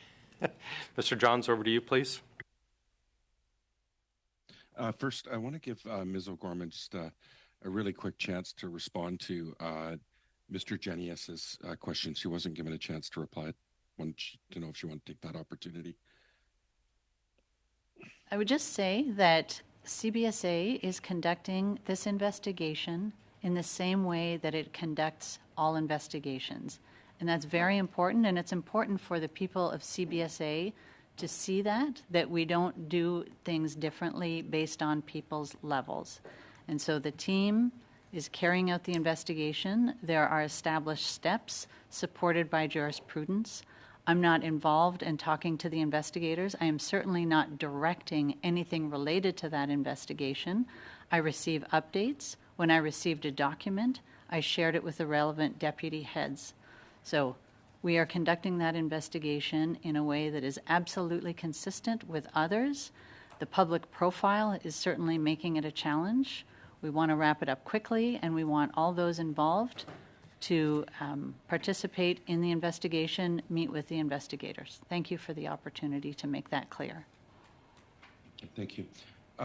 Mr. Chair, I'm going to move a motion. It's a procedural motion from last meeting. And the motion reads, and it's been circulated in both official languages, that the clerk inform Vaughn Brennan that the committee sends for all records of communications from January 1st, 2019 through the present between Vaughn Brennan and Ritika Dutt, Amir Morv, and any other persons acting as or on behalf of Bottler AI, including communications by email, call, text message, or any other method, and that the information be provided to the clerk of the committee no later than 12 o'clock p.m. Eastern Standard Time on February 1st, 2024. Thanks. Mr. Johns, just to confirm, this is the one you had brought forward yesterday? Yes.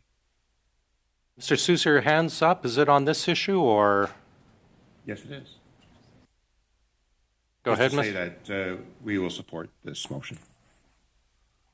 Agreed. Thanks very much. Consider it done, Mr. Johns. Thanks very much for your patience with that. And you've got about 5 seconds left, so. I'd like to move another motion, Mr. Chair, if I could. This motion I'd like to speak to as well. One second, Mr. Johns.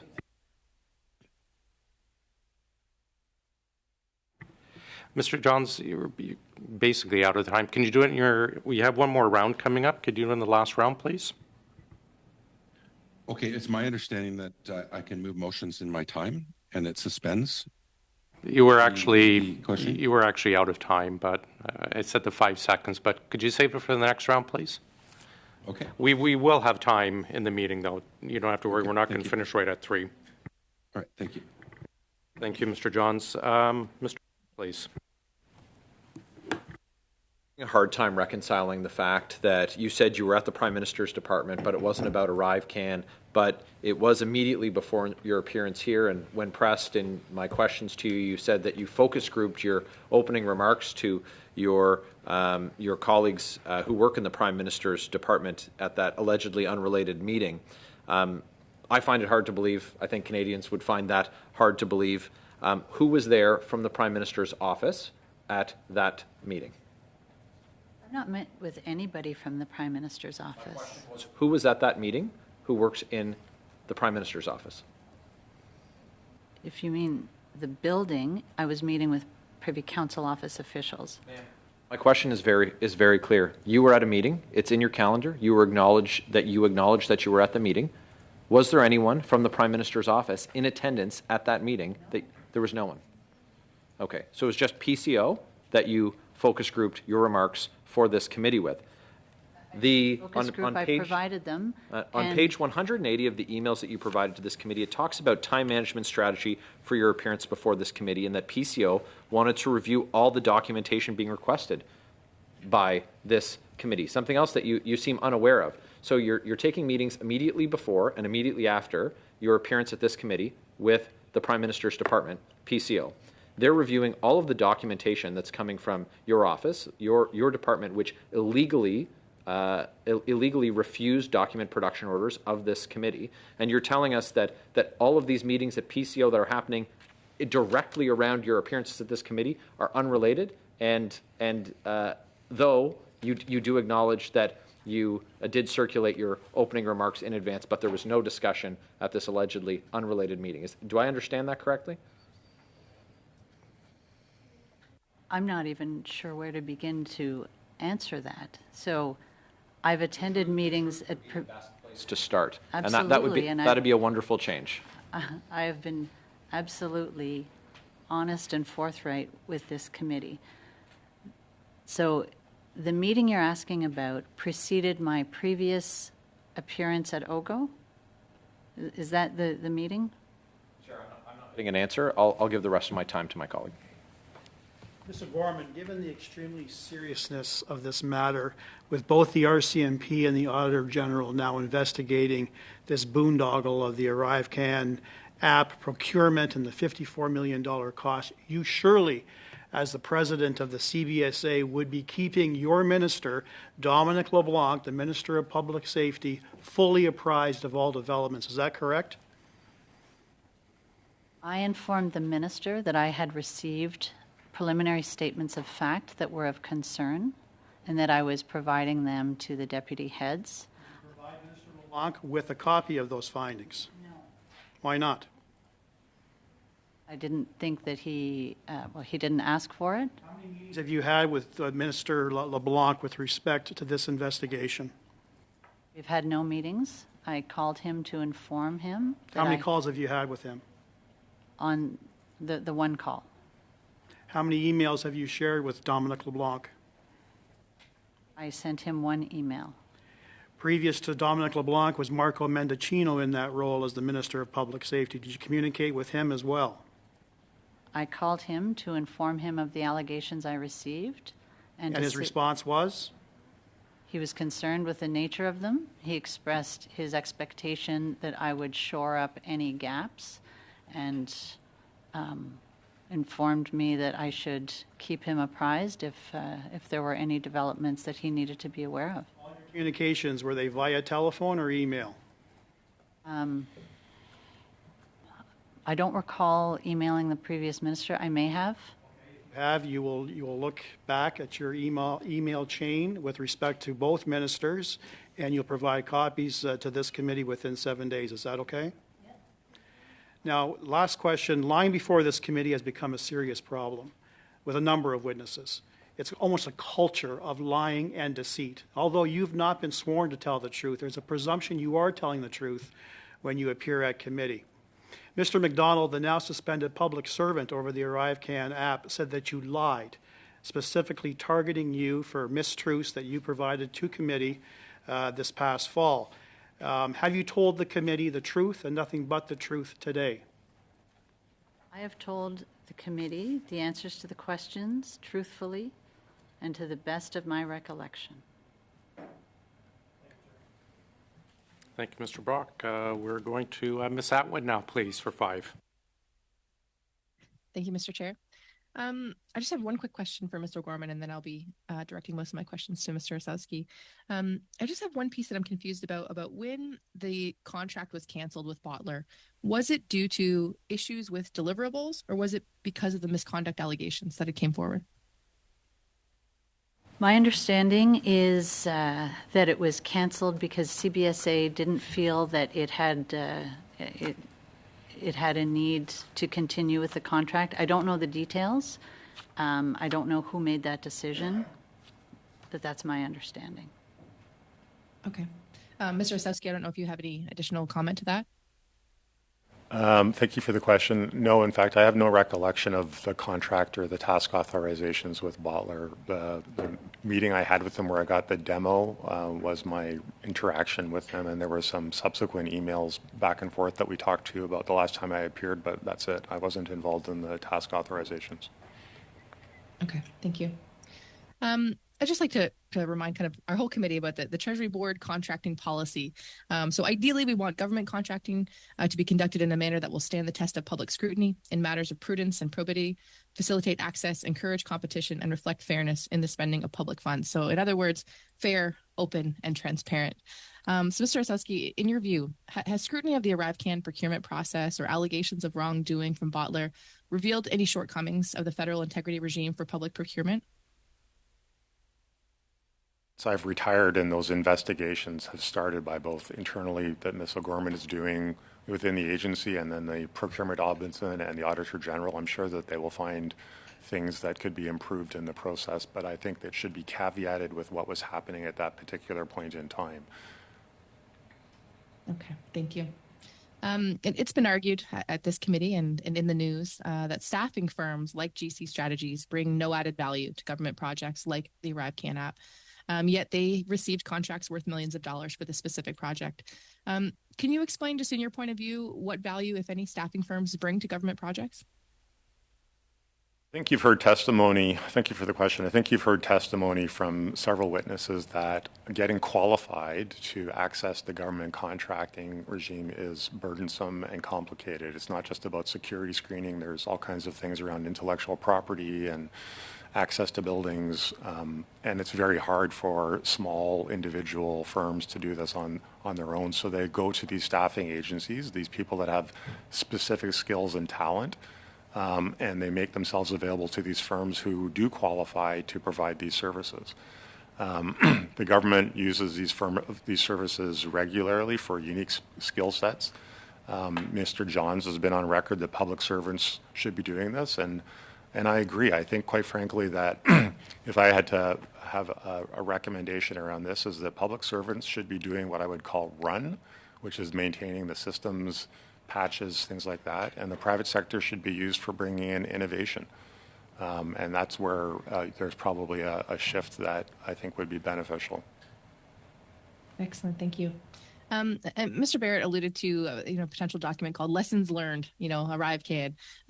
Just in your opinion, again, and based on your experience, even with this committee, what lessons has CBSA or should CBSA have learned from the ArriveCAN project regarding the use of intermediaries like GC Strategies or in process in general?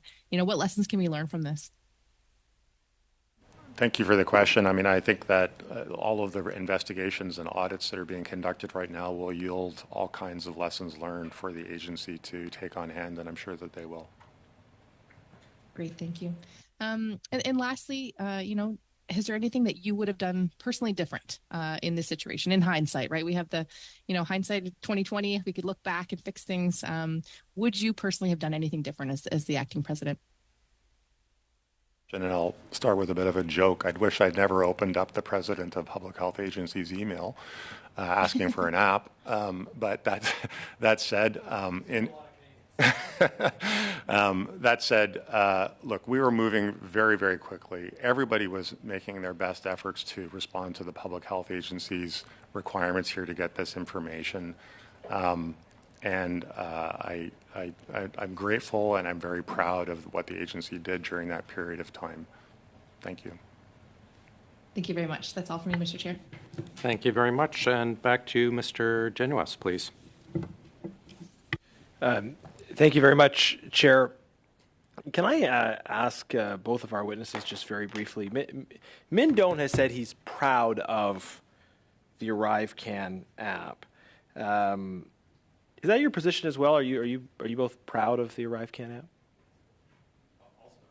Yes, I'm very proud of the app, and I'll, if I may, I would just expand on that a little bit. I don't have a huge amount of time, so you give me very quickly. The future of travel, and many countries are doing this, are all reliant on an application of this type of nature. Getting advanced information on people is critical. Okay. To the yeah, I mean, my question was about the ArriveCAN app specifically, but go ahead, Ms. O'Gorman. Thank you for your response, Mr. Osowski. Continue to use it on a voluntary basis. About 300,000 travelers a month are using it. Are you proud of it? It worked. It performed. It did its job. It's just yes or no. Are you proud of it? Yes. Okay. Back to my previous line of questioning. So Ms. O'Gorman, I think you understand that when it comes to issues of conflict of interest, public servants have to avoid the reality and the appearance of conflict of interest. And I think a similar principle would apply to professional retaliation, that it's important to avoid the reality and the appearance of people facing professional retaliation for speaking to this committee. By analogy, sometimes the horse's head is in the bed just because it's a convenient place to put it, but more often than not, it might be interpreted as a message. We had at this committee on November 7th, Mr. McDonald testifying that you and that CBSA lied about who was responsible for choosing GC Strategies. 20 days after that, they received a letter saying that they were under investigation. And this was a new letter to them. And then about a month after that, they were advised that you had made the decision that their legal fees would not be covered. So you can tell us that that was not professional retaliation for their testimony before the committee. And whether it was purely intended as retaliation or not requires us to assess your motivation, something that's obviously difficult to do externally. But don't you think it obviously looks like retaliation and would likely have the effect of chilling public servants who would otherwise be interested in and willing to come before this committee and give honest, frank testimony? The fact that so shortly after their testimony, you made the decision to pull the support for their legal fees, and that they received a letter saying they were under investigation, which led them to be suspended from their jobs without pay. Does that not have the appearance, at least, of professional retaliation against them in their careers as a result of testimony they gave to the Government Operations Committee? Yeah. Sorry, let me just interrupt. Mr. Sousa, do you have a point of order? Yeah, if Mr. Jennings could just sort of step back a bit. It's hard to, it's very staticky when he speaks so close to the mic. Thank you, sir. Go ahead, Mr. Or go ahead. My question was to the witness. Go ahead. I'm not retaliating against anybody. I'm trying to find out what happened. Do you think it looks like retaliation that these events happened to occur that had severe negative implications for their career immediately following their testimony before this committee? I'm confident that all decisions that were taken by the accountable people. You reference legal I'm fees. confident that you're not answering the questions, though. This isn't my first committee hearing, and this isn't your first committee hearing. My question was, would you not agree that this looks like a scheme to retaliate and punish public servants who were critical of you, your leadership, and others within CBSA? You're suggesting that it is, and I'm telling you that I'm not retaliating against anybody. I don't really believe you, but in any event, it sure looks that way. Can you provide some other explanation as to why, immediately after they came to this committee, they said they were threatened by other public servants and that nothing was done on that? They said that you and others had lied to this committee. And then you're the one who gets to decide whether or not the department covers their legal fees. And you, perhaps unsurprisingly, make the decision to pull their legal fees. Doesn't that look like you made a decision to punish people that criticized you at a parliamentary committee? I approved their legal fees for their first appearance. I received no request. Yes, you approved their legal fees before they appeared. And they're coming back to this committee. I'll give it to you in a moment. They came to this committee. They were supported with their legal fees before they appeared. But after you heard what they said, you pulled their support. And next time they come before this committee, they will not have the support for their legal fees as a result of a decision you made. Because now you know what they're going to say. Is that not the case, ma'am? They have not asked for legal support for their appearance, and they have been encouraged to make that request so that I can render an answer for that. They have not asked for legal fees for their appearance before this committee coming up. Thank you very much. We're going now to back to Mr. Baines, please. Thank you, Mr. Chair. I believe I was ceding my time to Ms. Atwin. Okay, sure. Well, I mean, we've talked a lot. We've kind of gone in circles a little bit on some of these questions today. But I want to thank our witnesses for your patience, your tenacity. And I mean, it hasn't been easy. And I'd like to caution also some of our colleagues in the committee for some of the harshness of their words and insinuations. We really need to be careful about how we conduct ourselves, and we need to treat our witnesses with respect because they've given their time to come here today.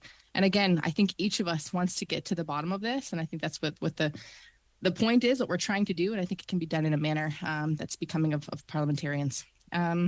So in saying that, Ms. O'Gorman, I asked Mr. Osowski, if he would have done anything different during that experience. But where you're here in the seat now, you're in this important role.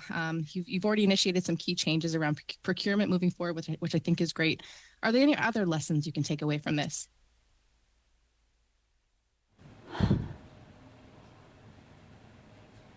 I think every day the people of CBSA are doing outstanding work. I'm very concerned about the public nature of this investigation.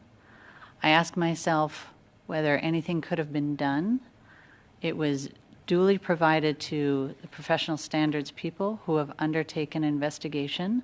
I've assured myself that the process is consistent with any investigations they would undertake in the CBSA. I need the people of the agency to have confidence in these processes. That is my absolute preoccupation. We have discussions about accountability, about values and ethics. The people of CBSA are doing excellent work, and it's an organization of accountability. People in CBSA, frontline officers, take decisions every day, and they have those decisions tested in court. It's an organization that understands accountability. I'm trying to get to the bottom of what happened. I'm impatient to do so, and I regret that the people involved have to have the added stress of the public aspect of this. I look forward to a final investigation, and as I've said, I will take any additional actions that support any of the findings of that. Thank you. And do you have any kind of general comments, just as a witness, as someone appearing before a parliamentary committee like this? How has your experience been? It's difficult to be accused of lying in a general sense. As I said, I have provided truthful testimony. I have provided and continue to provide the materials that were requested, and I stand ready to continue answering questions. Thank you. And Mr. Osowski, now that you're, again, kind of on the other side of things, I think about what lessons for us that you'd really like us to learn. I kind of asked this question, but as far as recommendations moving forward, we got a couple of reports we're looking forward to. We've got the Auditor General's report. There's a look into procurement processes more broadly as far as the Ombuds report. But I'm wondering, for us, what's the main takeaway? What do you want us to have, taken from these few months of discussions, kind of the back and forth exchanges? What can we do better as committee members and as parliamentarians? The question, I think the only thing I would offer is that to my colleague Aaron's point is that these processes take time, and that the committee is hungry for all kinds of answers and information, and I totally understand that. But I think there's an appropriate balance to be struck in terms of ensuring a fair process for all the people involved. And so I think there's some thought that could be given to that in terms of the demands of information versus the due process that needs to unfold. Thank you.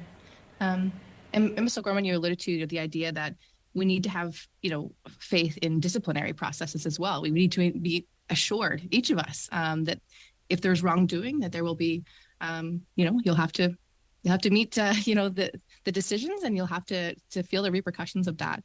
And I have faith that that's going to happen. And I'm just wondering, do you have faith that that will happen as well? That will happen. Great. Well, that's all my questions. Thank you very much. Just on time. Thanks very much, Mrs. Vignola, for your final 2.5. Merci. Thank you very much, Mr. Chair. First of all, I'd like to complete the comment I was making earlier. When in the language requirement, there is a requirement to be Anglophone and the option to be a Francophone, it sends a message. The message sent to Franco-Canadians and Quebecers who are specialized in this field is that regardless of their skills and capacity in the field, it will never be enough. And that Canada is willing to miss out on someone that could be a specialist in their field because they have to speak English. And it's not just in technology. There's a requirement for English in so many fields. The message is that Canada is willing to pass on this specialist in their field because they simply don't speak, quote unquote, the right language. That's the message this government has been sending in so many fields. So it should be taken into account. There are Spanish specialists, Japanese specialists, all of whom don't speak English, who work in technology and IT at very high levels. So that's my comment. I just think it should be taken into account. Now, here's my question. Do the same teams usually work with the same vendors? For instance, ArriveCan and Butler AI. Is this standard practice, given the nature of these contracts? I don't know if I can give you a definitive answer. It has to do with perception.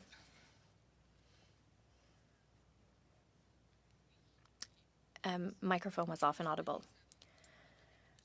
Now, talking about lawyers, given that Mr. Itano and Mr. McDonald no longer work for CBSA, that they've moved on to 2 other organizations, why are you still in charge of authorizing the payment of their lawyer fees? Because the case is linked to activities that took place while they were working for the agency. And so these people's lawyers have sent letters to other witnesses in this case telling them to speak up or to not talk? Is it possible that it could have happened? If it did, I have not been informed. Go ahead, please. Sure. Thank you very much. So I'm going to get back to the opportunity to table that motion. I put 3 motions on notice. The first motion I'd like to move and I'd like a chance to speak to that motion, and it's timely today, given that the CEBA loan extension ends today. So this motion, I'm going to read it into the record, given that 900,000 small businesses in Canada risk closing because of the government's unwillingness to extend the CEBA repayment deadline, that the committee report the following to the House within the first 5 sitting days following the adoption of this motion, that it is in the opinion of the committee that the government should extend the loan repayment period, including the deadline for accessing partial loan forgiveness, for at least another year to ensure small businesses can continue supporting local economies and good paying jobs. Mr. Chair, if I could speak to the motion now. Yep, go ahead. I've started a speaking list. Go ahead. Okay, thank you. Well, first, Mr. Chair, this is the deadline. It is today that, we know that there's 200,000 loans at businesses that CFIB's identified that just can't pay the loan, that won't be able to meet the deadline today. These are businesses that close their doors to protect public health. And you've heard me at the committee cite that the PBO costed out what the 1-year extension would cost, and it's actually roughly about 4.2% decrease of outsourcing costs to the highly paid consulting firms that are getting contracts with the government. This is outsourcing that has doubled under the Conservative government when they were in power and gone up 4-fold under the Liberal government. So, Mr. Chair, like 4.2% decrease in outsourcing would cover the cost of the extension. Small businesses and their workers are the backbone of the Canadian economy.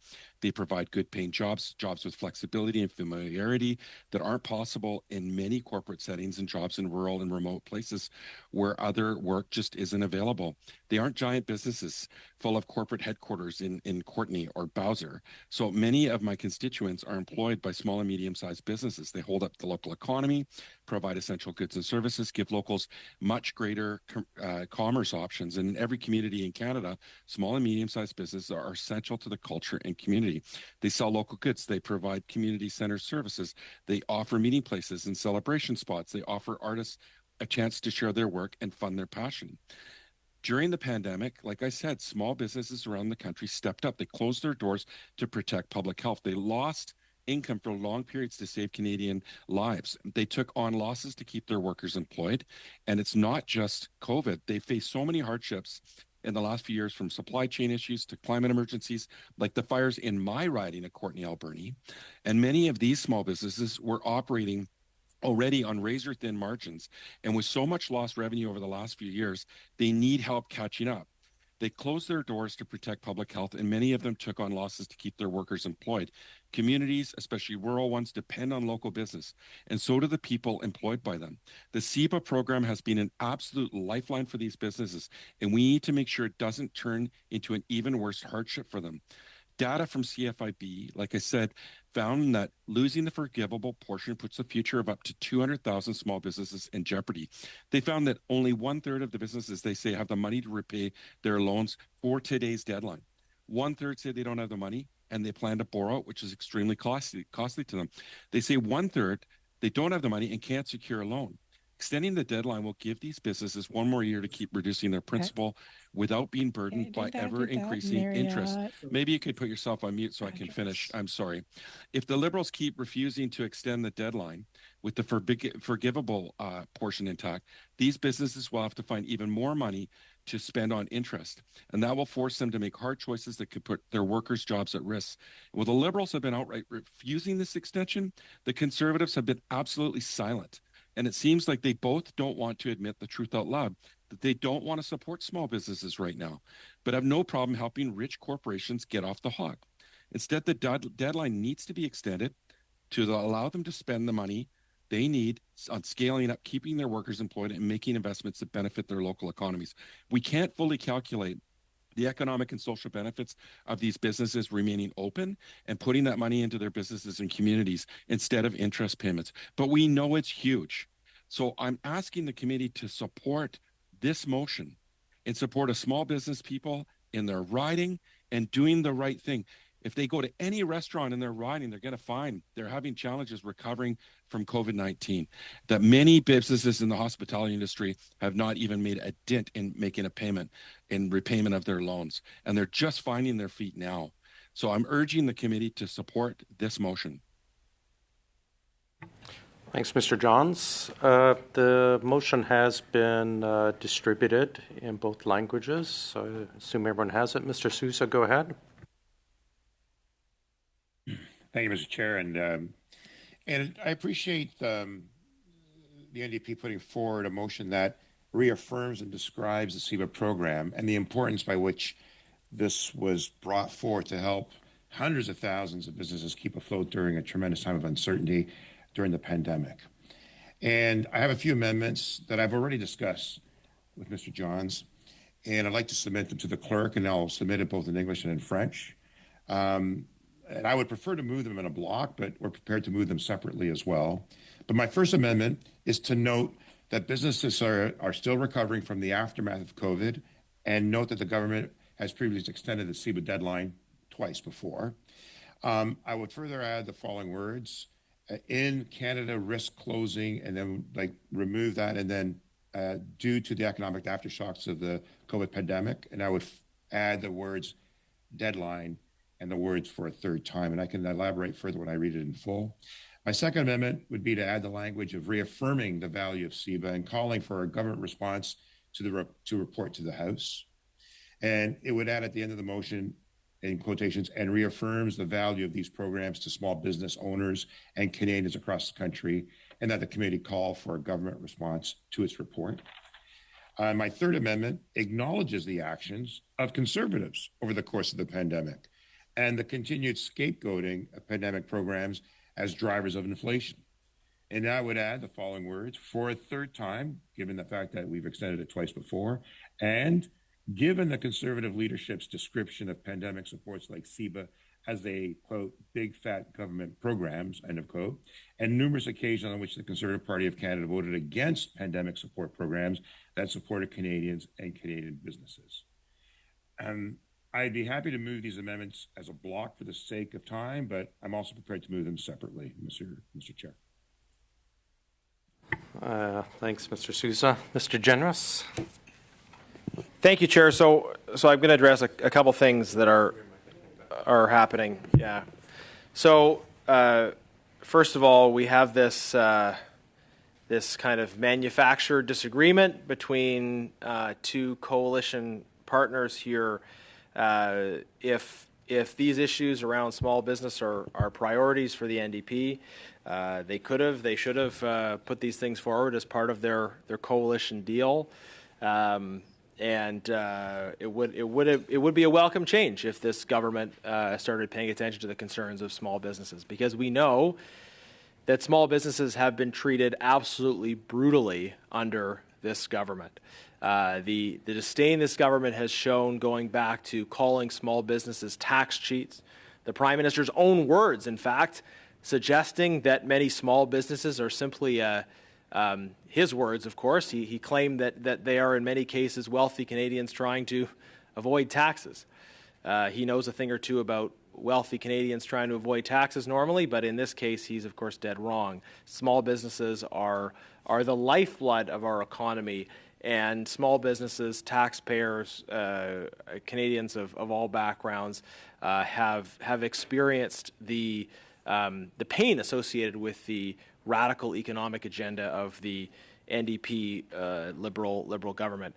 I, of course, have a great deal to say on that subject, but I would also add that the proposal from Mr. Sousa to require a government response to this report is not about actually getting a government response. It's about inserting a 120-day delay before this issue can be considered by the House in a concurrence motion, which Mr. Sousa or whoever made this recommendation to him, of course, knows.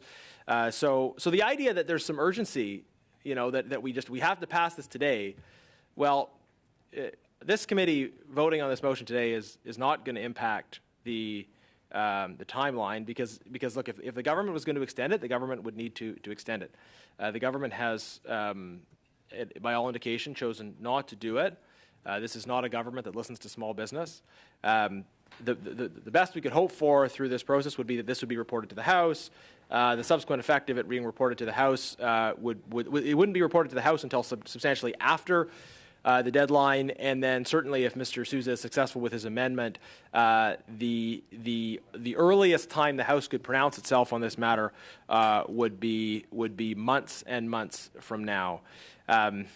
This is being done at a time that has limited, unfortunately, our ability to ask critical questions to very senior public servants who are, needless to say, under a cloud of significant suspicion. I'm happy to debate this government's economic agenda and how poorly they've treated small businesses, but we have an urgent matter related to the Arrive scam situation.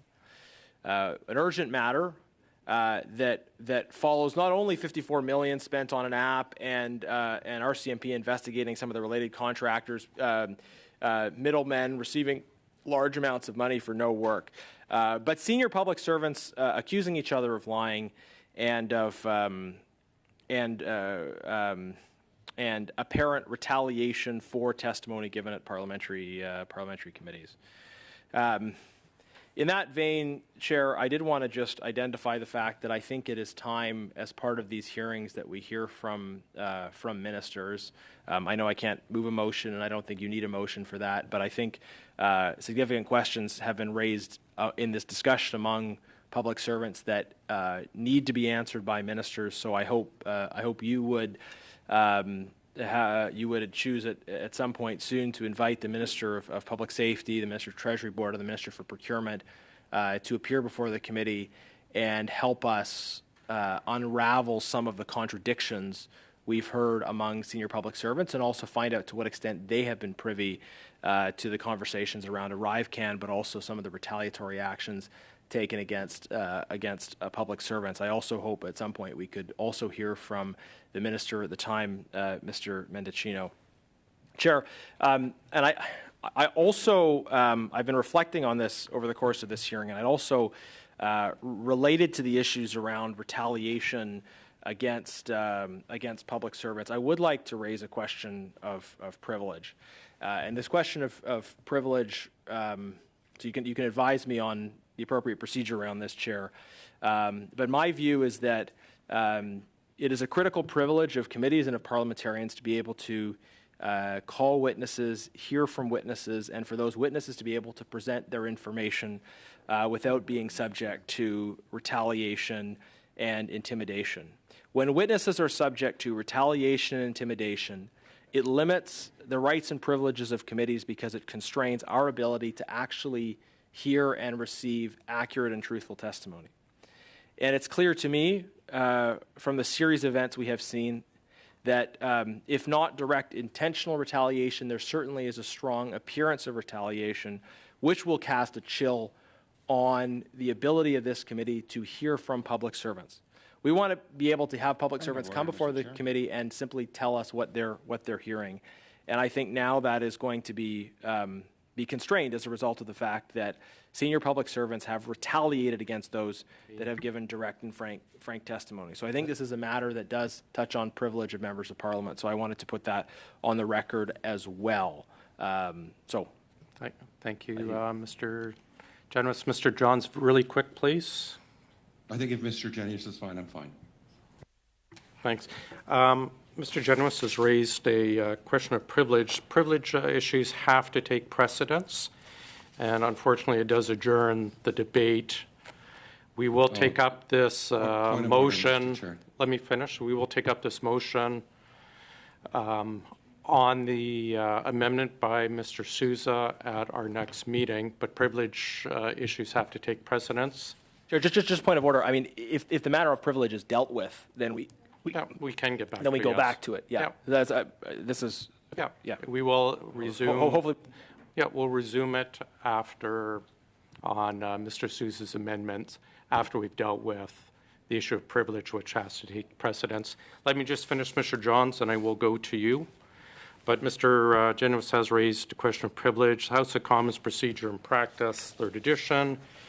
Page 1060 prescribes my role as chair of the committee in entertaining question of privilege. I'm going to quote right from the book. Chair of a committee does not have the power to rule on questions of privilege. Only the speaker has that power. If a member wishes to raise a question of privilege during a committee meeting, or an incident arises in connection with the committee's proceedings that may constitute a breach of privilege, the committee chair allows the member to explain the situation, which I will do in a moment. The chair then determines whether the question raised, in fact, relates to parliamentary privilege. If the chair determines that the question does not relate to parliamentary privilege, the committee may then consider presenting a report on the question to the House. Mr. Genuis has referred to allegations of a campaign of retaliation and intimidation against the two individuals who have appeared as witnesses at our committee, Mr. McDonald and Mr. Utano, in connection with the evidence they've given to committee. Boston Gagnon, page 115, explain that, and I'm quoting from them. Just says prima facie cases of privilege have been found for the intimidation of members and their staff. The intimidation of a committee witness has also been found to be a prima facie breach of privilege. And to quote, I'm satisfied that Mr. Genuis has raised a matter which relates to parliamentary privilege, and accordingly I invite him to move the motion and speak on it. But before I do, I will suggest that we dismiss our witnesses, Ms. O'Gorman and Mr. Osowski, so that we can attend to this privilege issue. Witnesses, thank you for joining us again. Mr. Johns, I'll get you I will allow Mr. Genuis to address this, and then I will get your point of order. Thank you, Chair. And just out of respect for the discussion that was going on previously, I hope we can deal with this issue quickly, but it is a very serious one. So I hope we can get some consensus. I would simply propose that we ask the chair to prepare a report which lays out the simple facts of the case and report it to the House. Thanks. I'll take a speaking list. I have Mr. Sousa, but we'll get to Mr. Johns. Your point of order first. Well, my point of order, Mr. Chair, is that the CEBA loan extension deadline ends today.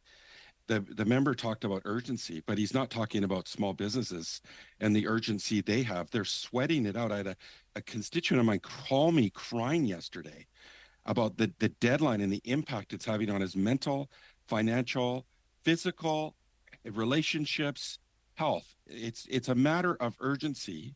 And I know the Conservatives do not support small business. Right, and the Mr. Johns, civil I'm loan. They should Mr. just Johns, come I'm out going and to, say I'm it. going to, sorry, I'm Come going to out and say interrupt you. it. I understand what you're saying. We will hopefully get back to the motion immediately if we can dispose of the point of privilege, but unfortunately, for this case, under our rules, the point of privilege and the issue around the intimidation of the witness has to take precedence. But the rules do state as soon as we can deal with this, and it's a very simple motion from Mr. Generous, we will return immediately, hopefully today, because we do have resource continue for a bit longer on Mr. Souza's amendment to your very important motion. And I do take note of the date of January 18th. Mr. Souza, on the privilege motion? So we had Ms. O'Gorman come forward requesting an in-camera opportunity to discuss these matters a bit more open. And now we have a situation where we've just sent her away. And it's interesting that we want privilege when, in fact, it was broken when she was prepared to appear to discuss this matter. I'm a bit concerned now that we are, in fact, manipulating and prejudicing the integrity of the investigation. And I think it's unfortunate that these procedures are taking place. We have motions before the House. Then the fact that something is taking precedent over the others is a bit confusing, I think, for all that are watching and trying to understand, because some of the urgencies that's being brought forward. I need clarity as to what is taking place here, why we let go of someone who is appearing before us at the request of the committee, and we didn't finish off that discussion, why we're now putting forward something that may provide, that may very well hurt the integrity of the investigation and jeopardizes the procedure, and why we're not giving Mr. Johns the respect he's requesting in respect to his amendment that he put forward prior to Mr. Genuis and the amendments that I put forward as well, Mr. Chair. Thanks, Mr. Johns. Go ahead, then Mr. Genuis. Well, I would say this, that we just spent an hour and 57 minutes asking questions of witnesses here today at this committee at an emergency meeting on a constituency week. Okay? It's not like we're not giving this issue a priority. We are giving it a priority. We met yesterday, another day where meetings weren't scheduled on a constituency week. I have 31 communities in my riding. I'm missing events all over my riding because this issue is an emergency. When I bring forward another emergency with the deadline of today that impacts 200,000 businesses across this country, and the Conservatives want to play games, like that's exactly what's going on here. So I would move that we call a vote on the motion of privilege. We can get to that after we finish our speaking list. Mr. Genuis. Just very briefly, Mr. Johns, I agree with part of what you said. Let's proceed to complete this matter, and then we'll immediately return to your issue. I am required procedurally, if I believe there's a breach of privilege, to bring it forward immediately. I didn't make the rule that it takes precedent, but we will, we'll complete this, then we'll go to the next. So it's an important issue. I'm done. Let's proceed to a vote if necessary, or simply adopt it and move on. Back to you, Mr. Johns, or is your hand still up from before? No, I absolutely want to come back to this because, Mr. Speaker, if he felt his privilege was being breached, why didn't he bring it up before? Why did he have to wait till there was going to be a discussion and a vote on extending the CEBA loan and a call from this committee on the government to do such a thing with a deadline? Why did he have to wait until this motion was brought forward? Okay. Well, since we do not have any more on the speakers list, we will go to a vote. But before we do so, can I get you, Mr. Genuis, just to reiterate the motion?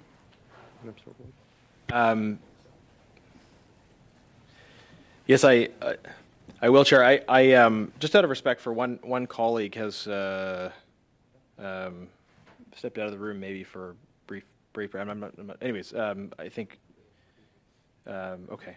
Not one of ours, but anyways, okay. So the motion I have is I move that we ask the chair to prepare a report which lays out the simple facts of the case and report it to the House. Okay. We'll proceed to the vote. Go to Mr. Clerk. Yeah.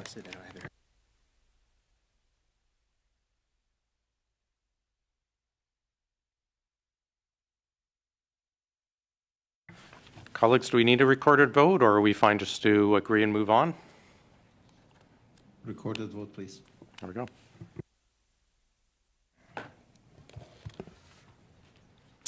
Ms. Atwin. No.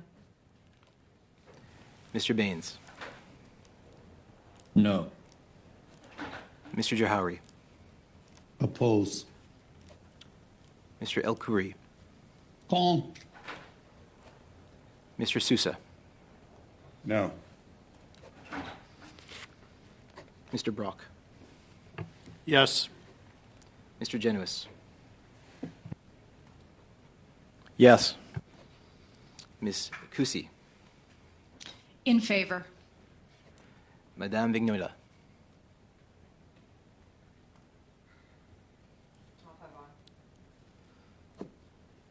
Mr. Johns. No. It's 4 yeas, 6 nays. Defeated. Okay, if that is defeated, we are returning to Mr. Johns' motion with Mr. Sousa's amendments. I think Mr. Johns, who see a hand, will start a speaking list. We have resources probably for about another 15 minutes. Chair, just a point of order. Can you help advise me on the procedural aspect of this? So we've raised an issue of privilege. The committee has defeated a privilege motion. Does that effectively kill consideration of the privilege issue, or does that open the door for an alternate privilege motion to be raised?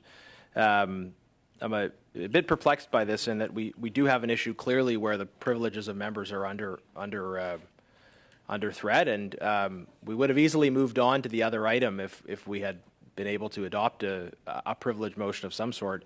But the defeat of it leaves me wondering if we have any alternative remedy available to us, or if that's simply inferred to be the will of the committee to, the will of the two parties who voted against it to essentially shut down this issue.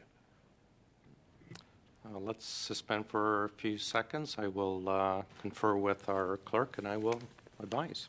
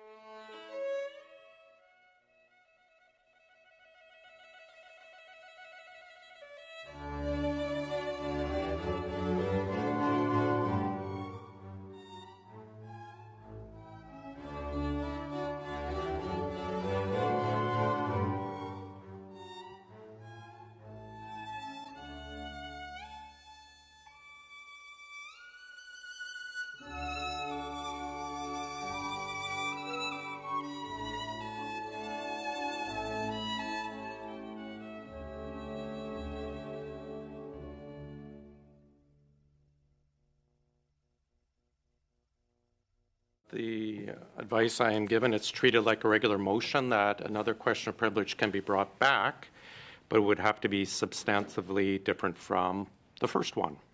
So treated.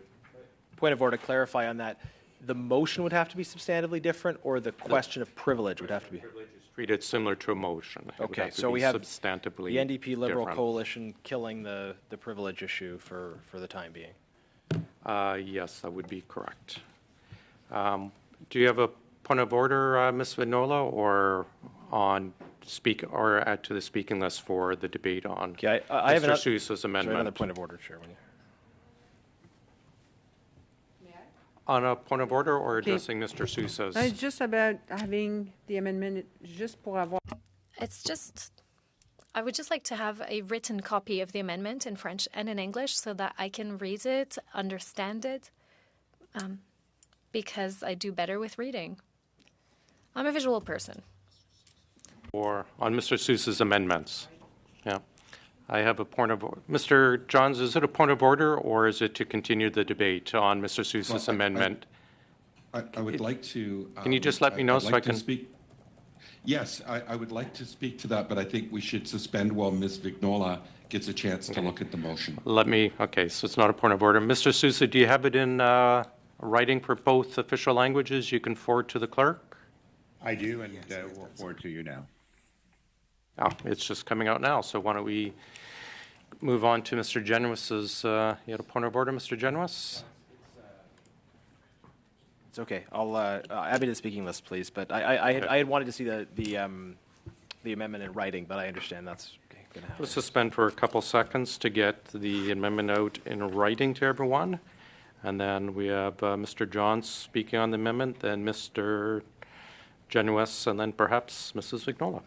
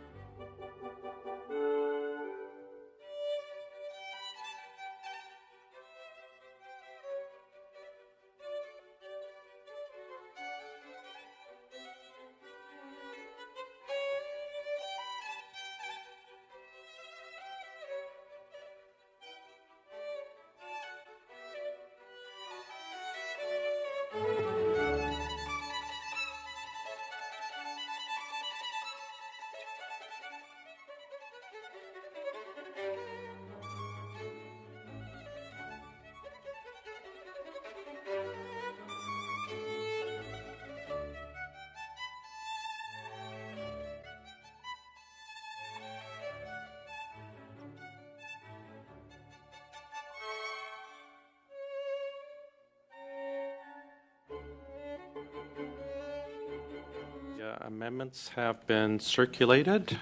I've got a speaking list. I have Mr. Johns, then Mr. Genuis.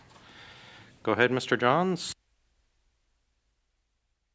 Well, first, I do want the opportunity to respond to Mr. Genuis about the fact that today at OCO, we have an emergency meeting studying an urgent matter. Like I said, we spent an hour and 57 minutes discussing this matter. We met specifically because it's so urgent today and yesterday on constituency riding weeks.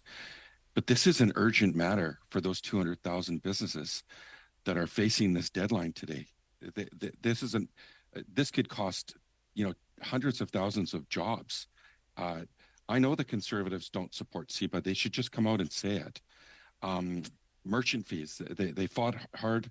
They did not stand up against lowering merchant fees and for lowering merchant fees for small business. They sat idle on that. They lowered corporate taxes when they were under their watch from 5%, but 5% for large corporations, but only 1% for small business. And I know this. I was a small business owner and I ran a chamber of commerce.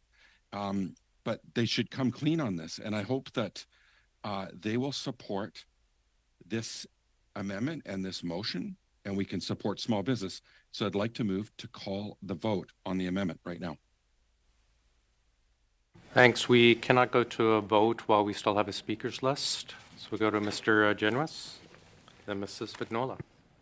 Thank you, Chair. This has been really disappointing, I have to say. I was very clear, I think, that, oh, sorry, I'll stand back here.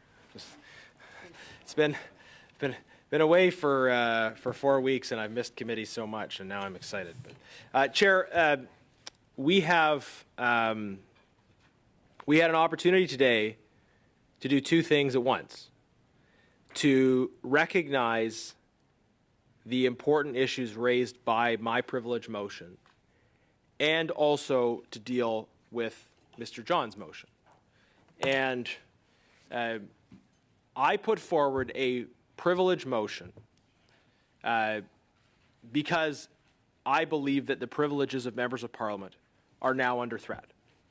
They are under threat because we have a situation in which people came before our committee. They provided frank and candid testimony in which they were critical of other public servants and indirectly of a minister.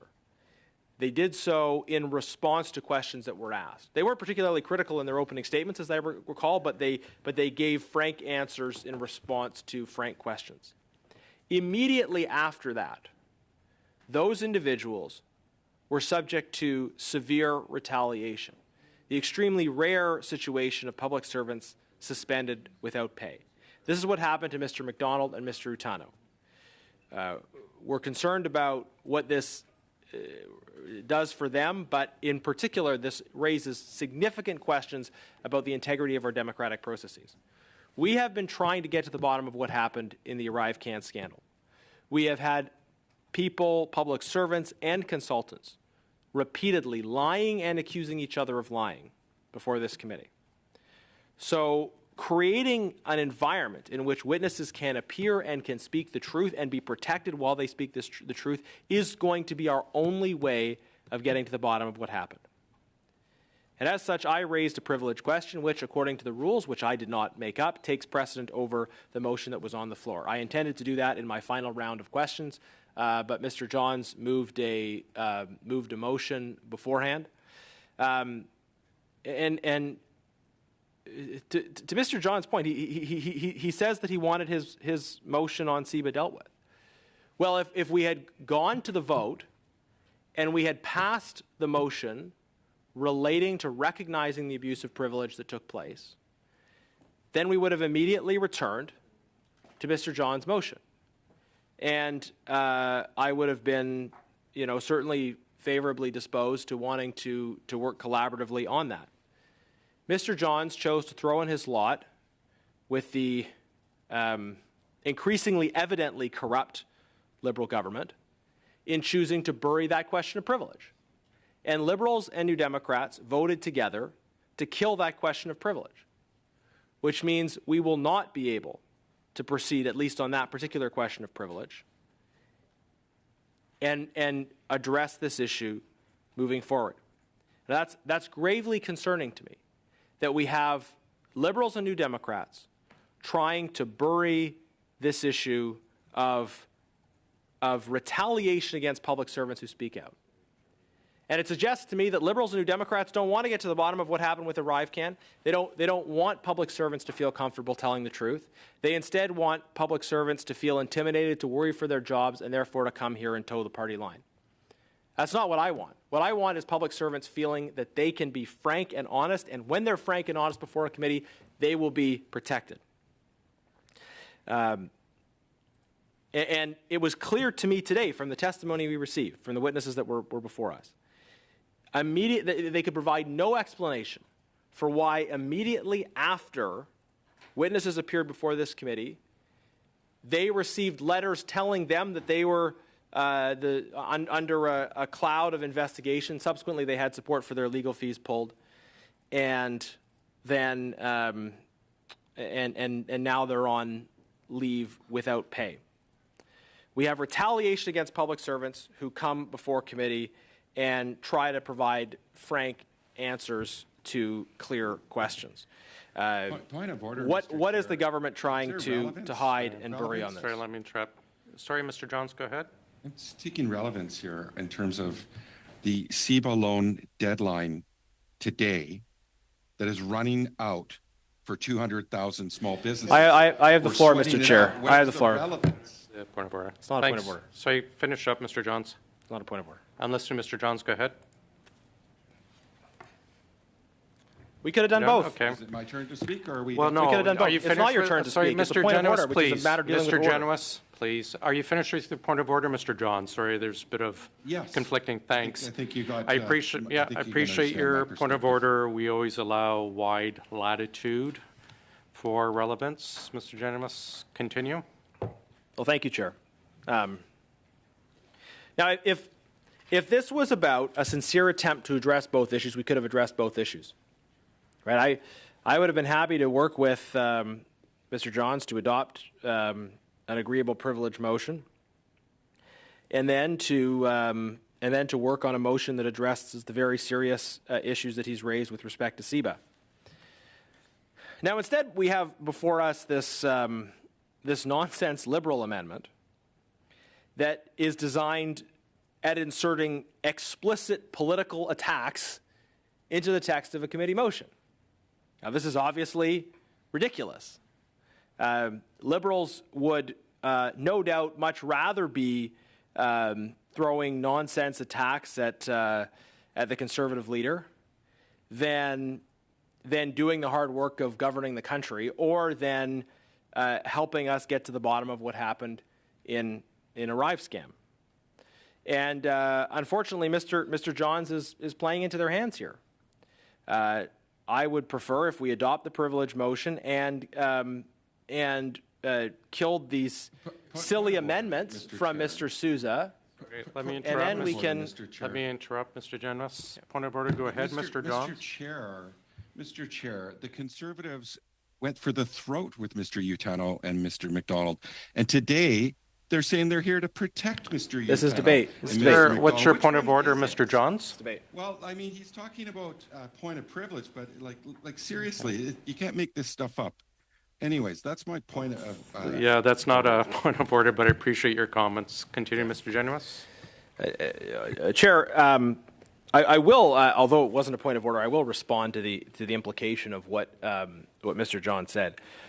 Conservatives on this committee are committed to getting to the truth and to establishing the conditions in which witnesses can come and deliver frank testimony, in which hopefully they deliver honest testimony, in which they can be asked, yes, hard and tough questions. And I think Conservatives have asked tough questions of every witness that's appeared before this committee. We've pressed Mr. McDonald on his claims. We pressed Mr. Doan on his claims. We pressed Mr. Firth, and so on and so forth. So it's not about being for or against one witness or another witness. We believe, though, that every witness should be protected in their ability to come before this committee, receive appropriate support in the process, and not be subject to retaliation after that. If a witness comes here under conditions where they worry about employment consequences for telling the truth, then we have a grave problem for the health of our democracy. And I think what ArriveCan reveals is that we do have a grave problem for the health of our democracy. We have Liberals and New Democrats working together, prepared to prevent questions of privilege of parliamentarians from being considered and going forward. And the idea that this was about getting to CIBA, look, by the time we were on the vote, we were already on the vote. So whatever happened at the vote, it was going to be done after that anyways. And Mr. Johns still chose to vote against the privilege motion. So he has to be held accountable for being part of this cover-up, part of failing to support our motion to actually allow this issue to be properly considered. And further to that, we have these amendments. Mr. Sousa was a finance minister in Ontario at one time, and I would certainly be happy to discuss the record of the Wynne government when it came to negative impacts on small business. And I wonder if some of my Ontario colleagues will have things to add to that. But he has put in this motion. He has tried to make it partisan by adding just obvious nonsense political attack language. And it's clear that the Liberals would rather be purveying these kinds of attacks rather than allowing the committee to continue to do the important work it has been doing on ArriveCAN, and rather than doing the necessary work towards the achievement of a consensus around this issue. And just to reiterate, in terms of the timelines on CIBA, so the extension of the CIBA loan deadline is a decision that would have to be taken by the Government of Canada. The executive would have to take that decision. There is nothing this committee could do or by doing would prevent from the government making that decision one way or the other. So small businesses who are concerned about any aspect of the agenda of this government, including regarding the CIBA extension, need to know that it is the Liberal government that is responsible for setting and maintaining this deadline. And it is a Liberal government supported through a coalition agreement with the NDP.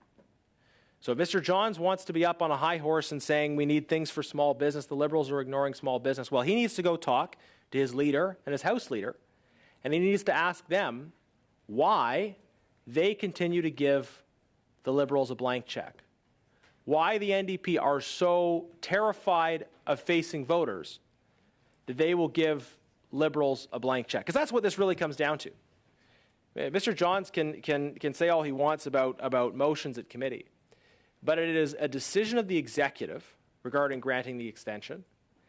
And whether the executive will grant this extension or not depends only on the House insofar as the House decides whether or not it has confidence in the executive. Now, our position is clear as it relates to confidence. We do not have confidence in this government. We have voted non-confidence, I think more or less at every opportunity we've had. We did it hundreds of times in the fall. And our position is clear. We do not have confidence in this government. We think Canada needs a new government. The NDP have a different position. The NDP have confidence in the government, and they repeatedly vote confidence in the government, in spite of their crocodile tears over the impacts of this government's policies on small businesses. So I would challenge the NDP, if they are serious about wanting to do something for small business, then join us in expressing non-confidence in the worst government small businesses have ever had to deal with. Again, anybody that is concerned about the impact of this government's policies on small business should join us in voting non-confidence in a government that has been worse for small business than any government in Canadian history. The NDP will not do that. Instead, to try to cover for their Mr. Genos, I'm going to failures. interrupt. Unfortunately, we are past our time and we are out of resources. I am adjourning. No, Mr. Speaker, point of order. I'm sorry, we are adjourned.